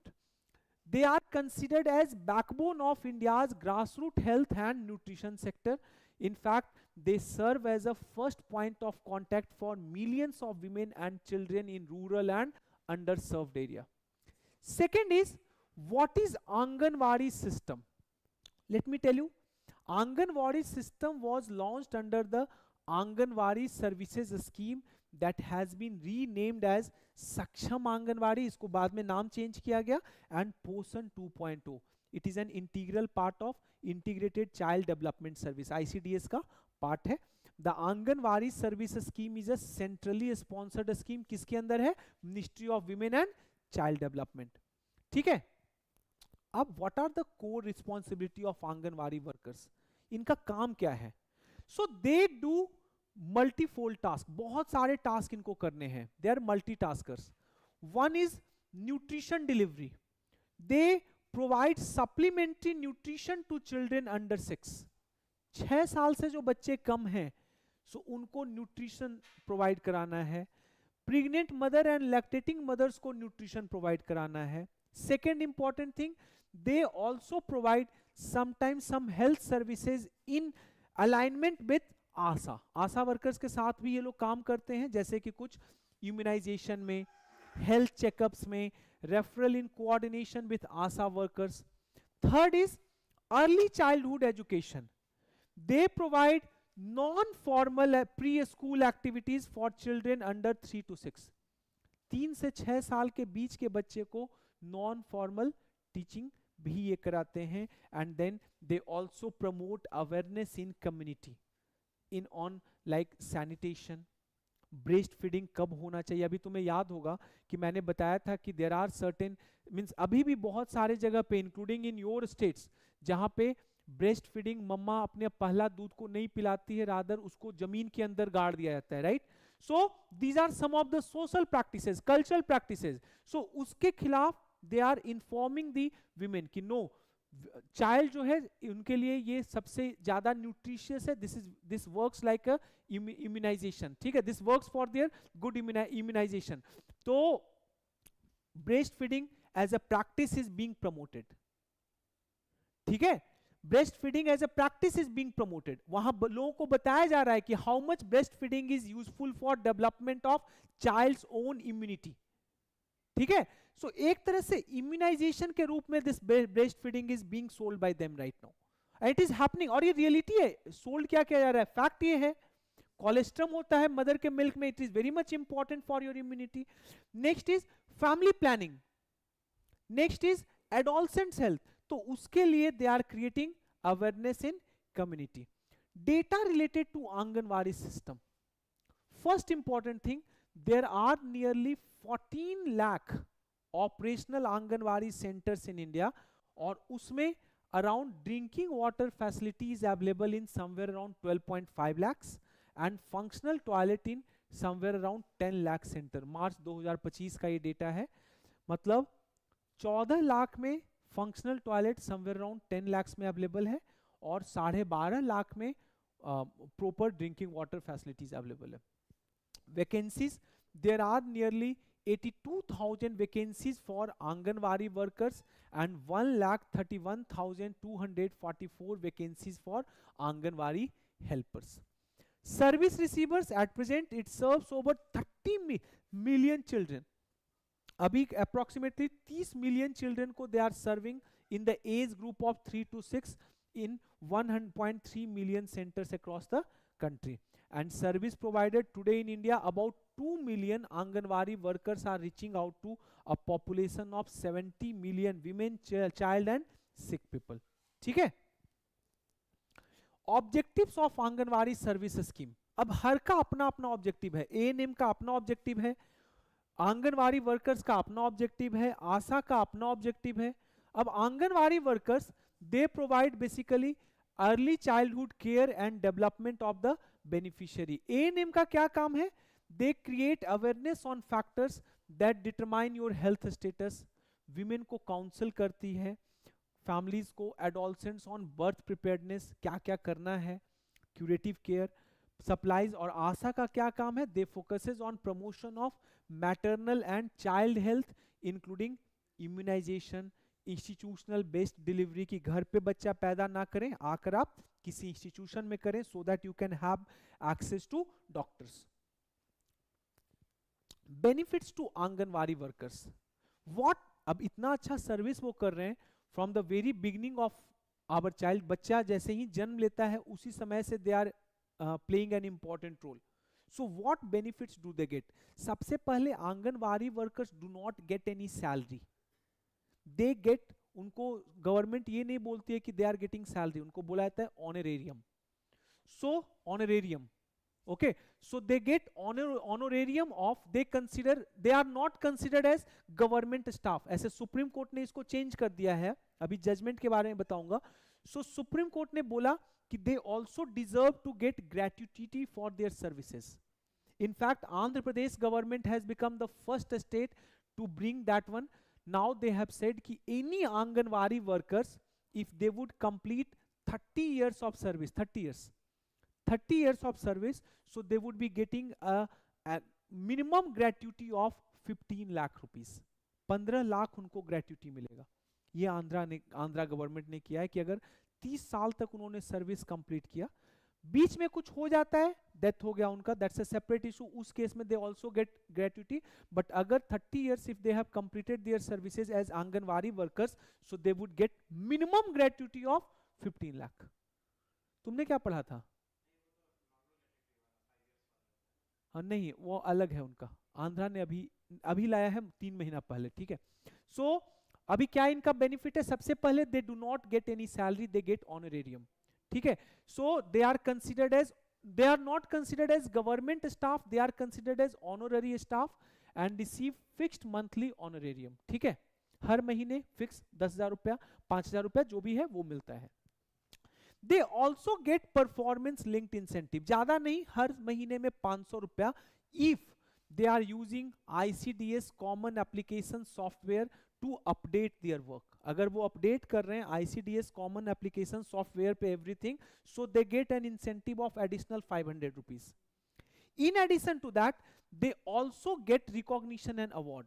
If you have done extremely good service, उस केस में there is an annual award where you get a cash award of 50,000 rupees along with shawl. अगर आप worker हो, अगर helper हो, so you get 40,000 rupees cash award plus citation. ठीक है. Next is leave entitlement. Like other employee, they also get 6 months of paid maternity leave. अगर वो pregnant है तो 6 महीने तक उनको पेड मैटरनिटी लीव मिलेगा, plus 20 days of annual leave. Sunday को छोड़कर 20 days of annual leave they would be getting. Next is they are also provided insurance coverage under PM ज्योति बीमा योजना, PM सुरक्षित बीमा योजना, और इनके लिए एक सेपरेट योजना है that is called anganwadi karyakartri insurance scheme. So that is only for anganwadi workers. Next is why they were protesting. अब प्रोटेस्ट वो क्यों कर रहे थे?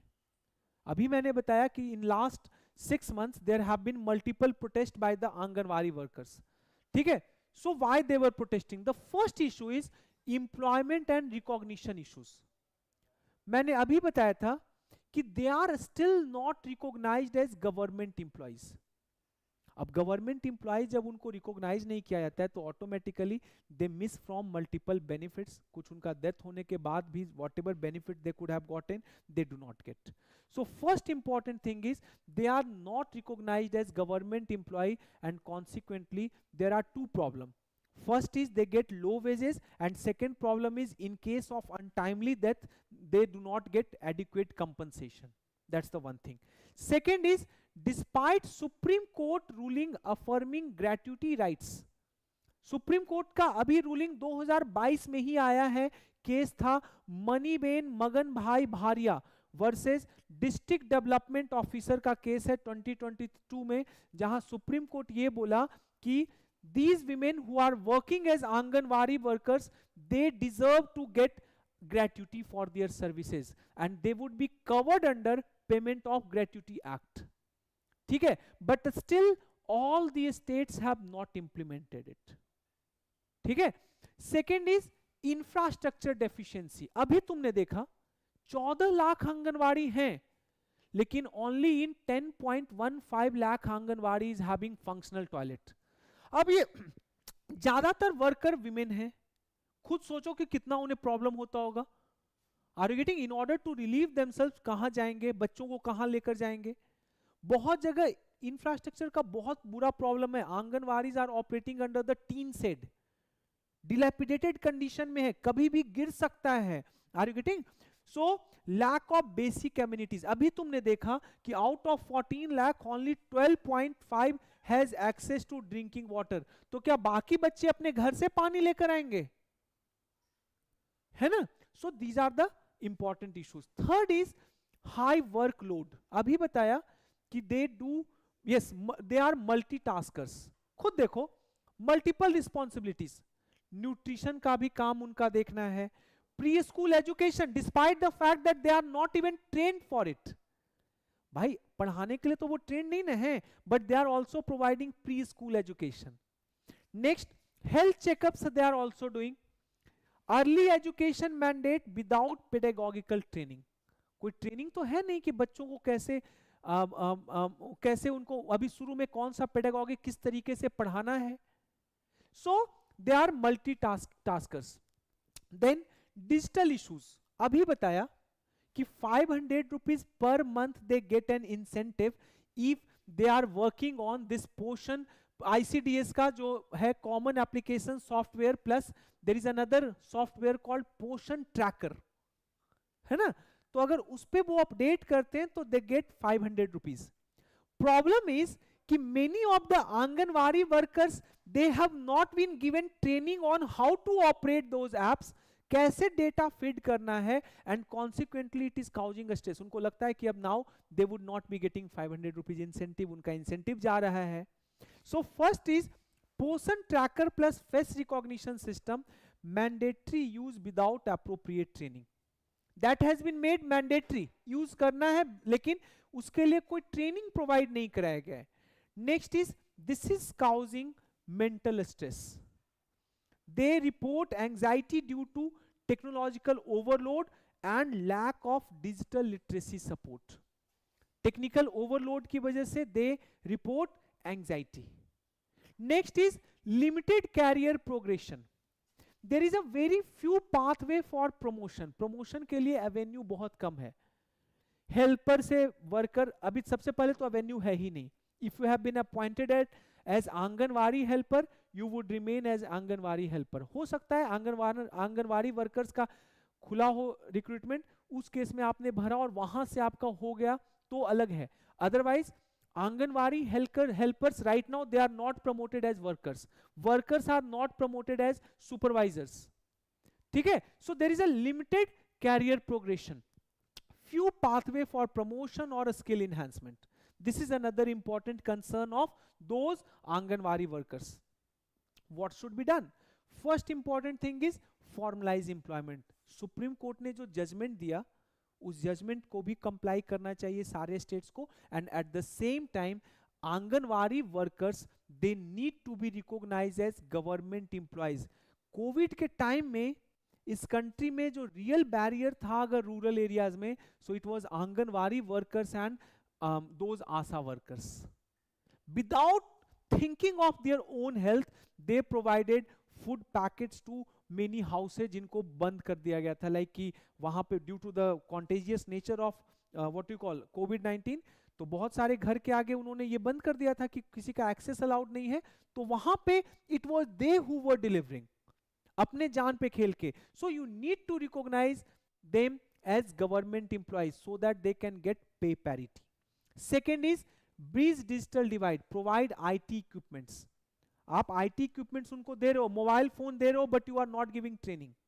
Provide them robust training so that they can operate. ये जो 500 रुपया पर महीने, खुद समझो जो someone who is earning 6,000 rupees 7,000 rupees, उसके लिए 500 रुपया इट मैटर्स टू मच, है ना. सो उनको लगता है कि ये उनको नहीं मिलेगा.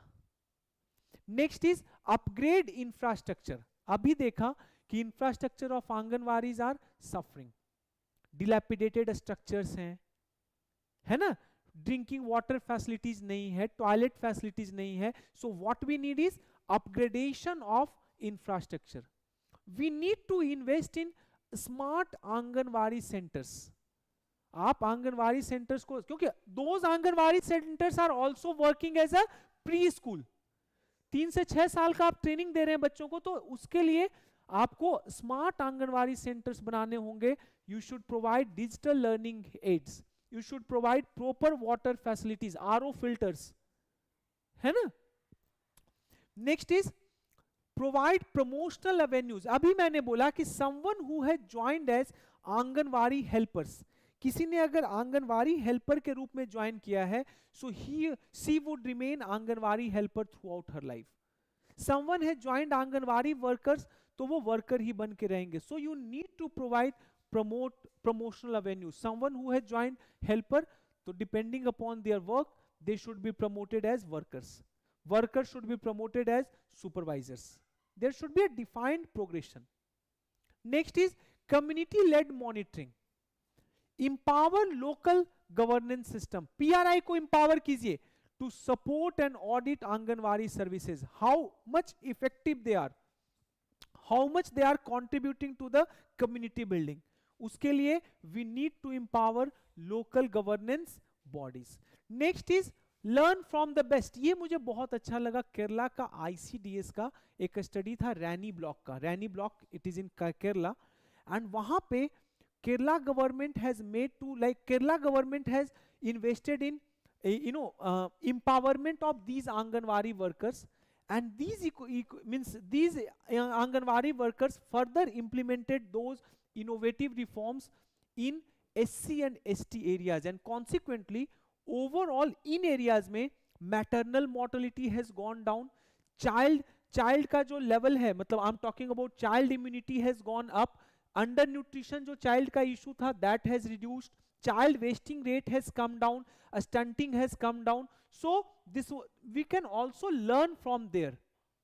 अगर आप आंगनवाड़ी वर्कर्स को empower करेंगे, so ultimately you are empowering your own society and community, क्योंकि they are directly helping out your own society, है ना, community, उस ग्रुप, वो जिस पंचायत में है उनको इम्पैक्ट डालेंगी, ठीक है. And this has happened in Kerala रैनी ब्लॉक, ठीक है. Next is universal health coverage. UHC already आप लोग को सोशल जस्टिस में कराया था. सो SDG 3.8 जो है it specifically talks about universal health care. DPSP article 39E 38 42 47, though not directly but it talks about some kind of health care that need to be provided by the state. And सबसे अच्छा तो है article 21 that incorporates right to health as part of right to life. Already बताया था, Paschim Bangal Khet Mazdoor Samiti versus state of West Bengal case, ठीक है. सो let us understand what is universal health coverage.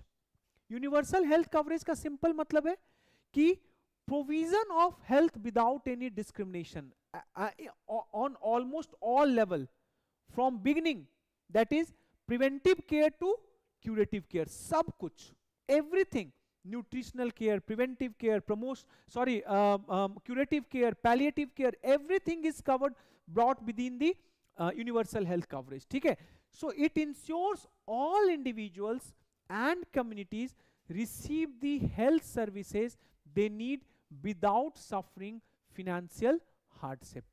It is not just about access to treatment, but also about equitable quality care across the spectrum: preventive, promotive, curative, rehabilitative and palliative, everything. So key features of universal health coverage, क्या क्या key feature है? First is equity in access. मैं बार बार ये बात बोल रहा हूँ कि UHC जो है, it is non-discriminatory in its approach. It does not make discrimination between to which caste do you belong to which sex do you belong to which gender do you belong to, क्या आपका वर्ण है, इससे उनको कोई मतलब नहीं है. It is non-discriminatory.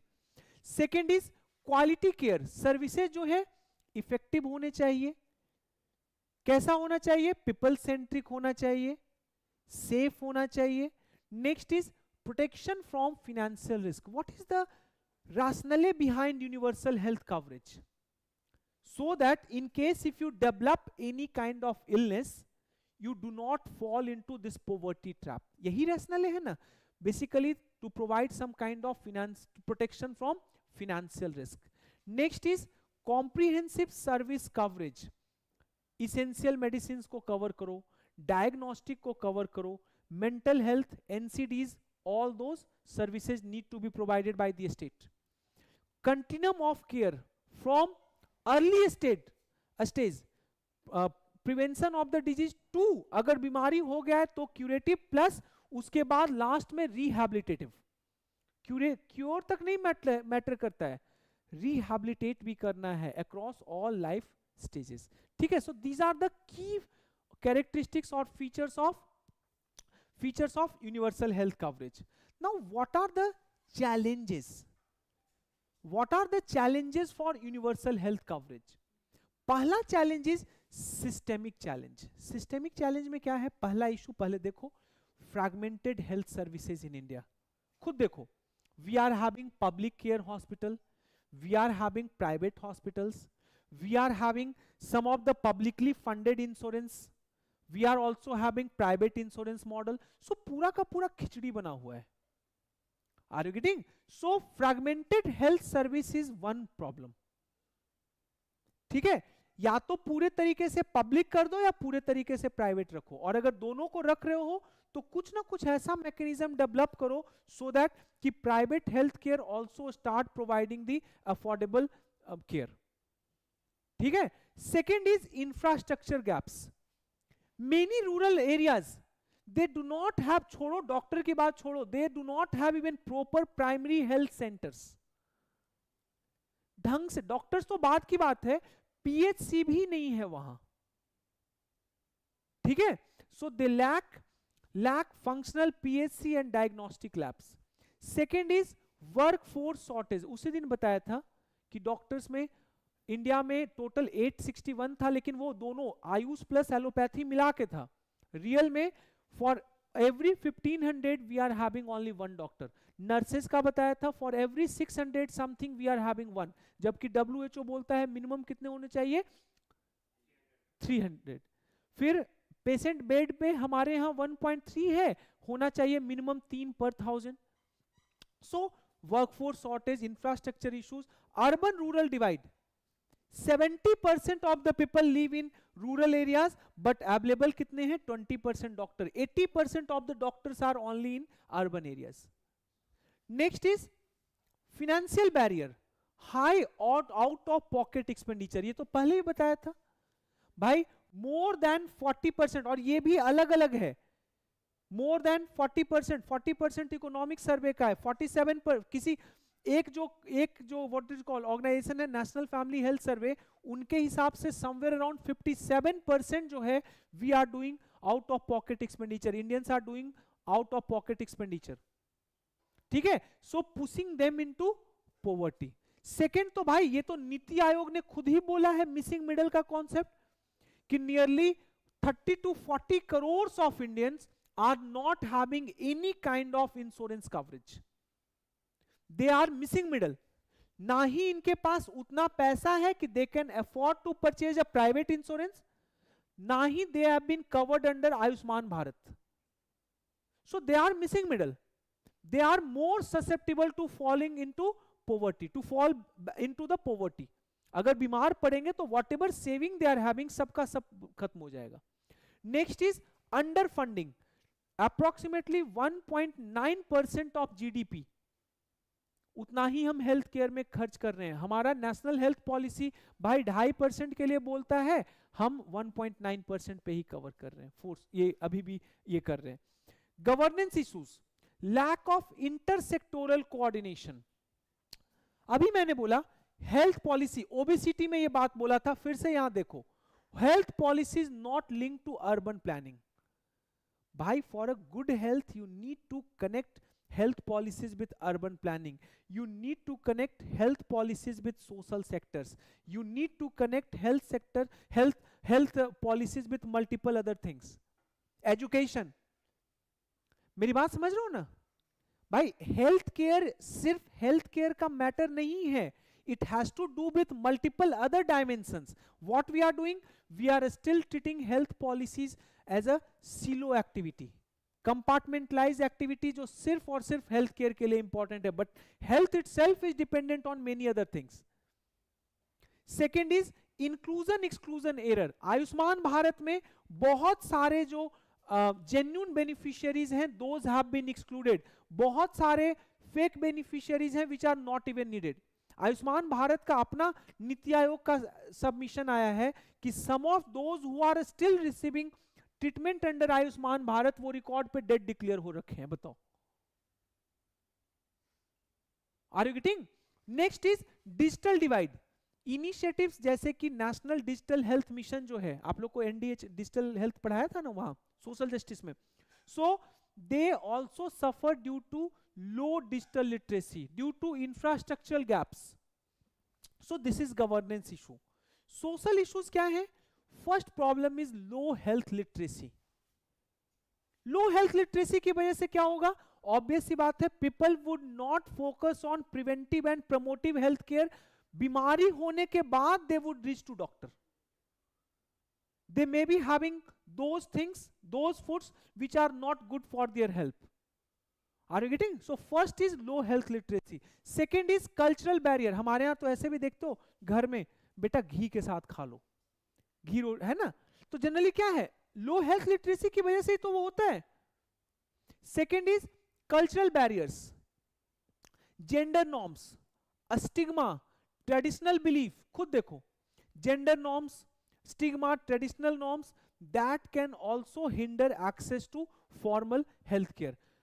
Stigma associated with, मान लो stigma, there is an stigma associated with, मान लो क्या कहते हैं वो, what it is called, pregnancy control, contraceptive. तो ऑब्वियस सी बात है लेडीज लोग हॉस्पिटल ही नहीं जाएंगी, कॉन्सिक्वेंटली बच्चे होते रहेंगे. Are you getting? There are taboos associated with menstruation. तो मेंस्ट्रुएशन वाला कोई भी साइकिल उनका गड़बड़ाता है, they would not go to doctor. Are you getting? So stigma, gender norms, traditional belief, sometimes traditional belief also stops them from going to doctor. Snake kata, so they would not go to doctor, rather they would go to some snake healers की वो नहीं, private नहीं भाई, कोई वैसे लोग के पास जाएंगे जो क्या बोलते हैं, सांप के जहर को उतारता है. Are you getting? So that is also basically hindering access to. होता है कि नहीं है? It happens. Next is dual disease burden. India is facing the issue of dual disease burden. आपका कम्युनिकेबल डिजीज भी बढ़ रहा है, NCDs are also rising. ठीक है? Why UHC? Now why do you need UHC? Universal health care चाहिए क्यों? तो तीनों रीजन है. एक तो अफोर्डेबिलिटी इंश्योर करने के लिए, एक्सेसिबिलिटी इंश्योर करने के लिए, एंड अवेलेबिलिटी इंश्योर. वो तीनों को मैं लिख ही नहीं रहा हूं, अभी बस आपको वो तीनों को हमेशा ध्यान में रखेंगे. Second is a strengthen public health system. when you would do investment, when you would go for public health, so automatically you would make investment for primary care, you would make more investment in infrastructure, workforce, and that would drive more convergence. तो automatically आपका जो outcome है वो अच्छा होगा. Second is missing middle का जो problem है वो खत्म हो जाएगा. Third is long term economic development. खुद देखो, ह्यूमन कैपिटल फॉर्मेशन होगा तो आपका प्रोडक्टिविटी बढ़ेगा. हेल्दी लोग तो ह्यूमन कैपिटल फॉर्मेशन होगा ना, प्रोडक्टिविटी बढ़ेगा, प्रोडक्टिविटी बढ़ेगा तो आपका ग्रोथ बढ़ेगा, ग्रोथ बढ़ेगा तो इकोनॉमिक ग्रोथ ऊपर जाएगा. सो इकोनॉमिक ग्रोथ जाएगा, ऑब्वियस सी बात है आपका पैसा बढ़ेगा तो आप अपने बच्चे के हेल्थ केयर में, एजुकेशन में इन्वेस्ट कीजिएगा, तो फिर human capital formation, and this cycle would keep on repeating. Next is ensures health equity. It bridges urban rural divide and socio economic disparities. Urban rural जो डिवाइड है, socio economic disparities है, उसको भी it bridges. It empowers marginalised with access to essential services. Marginalised को empower करता है with access to उनको essential services भी. Yes. Next is human capital formation. When you are having healthy population, so you are more productive, you are more economically resilient and socially cohesive. Third is alignment with global commitment. Support SDG 3.8 which talks about universal health care. And next is prevents medical impoverishment. Obvious सी बात है, आपका overall out of pocket expenditure अगर कमेगा, so medical impoverishment का जो chances हैं that would also stop. Global best practices में add कर दीजिए. सबसे अच्छा कनाडा का है, ब्रिटेन का है. ब्रिटेन का मैंने बताया था national health service, NHS. So national health service पूरे फ्री है. आप जाइए, आपका इंश्योरेंस है, पूरा कवर्ड है, and you would get it for free. पूरा का पूरा फ्री है. You do not need to pay a single penny. उसी तरीके से थाईलैंड है.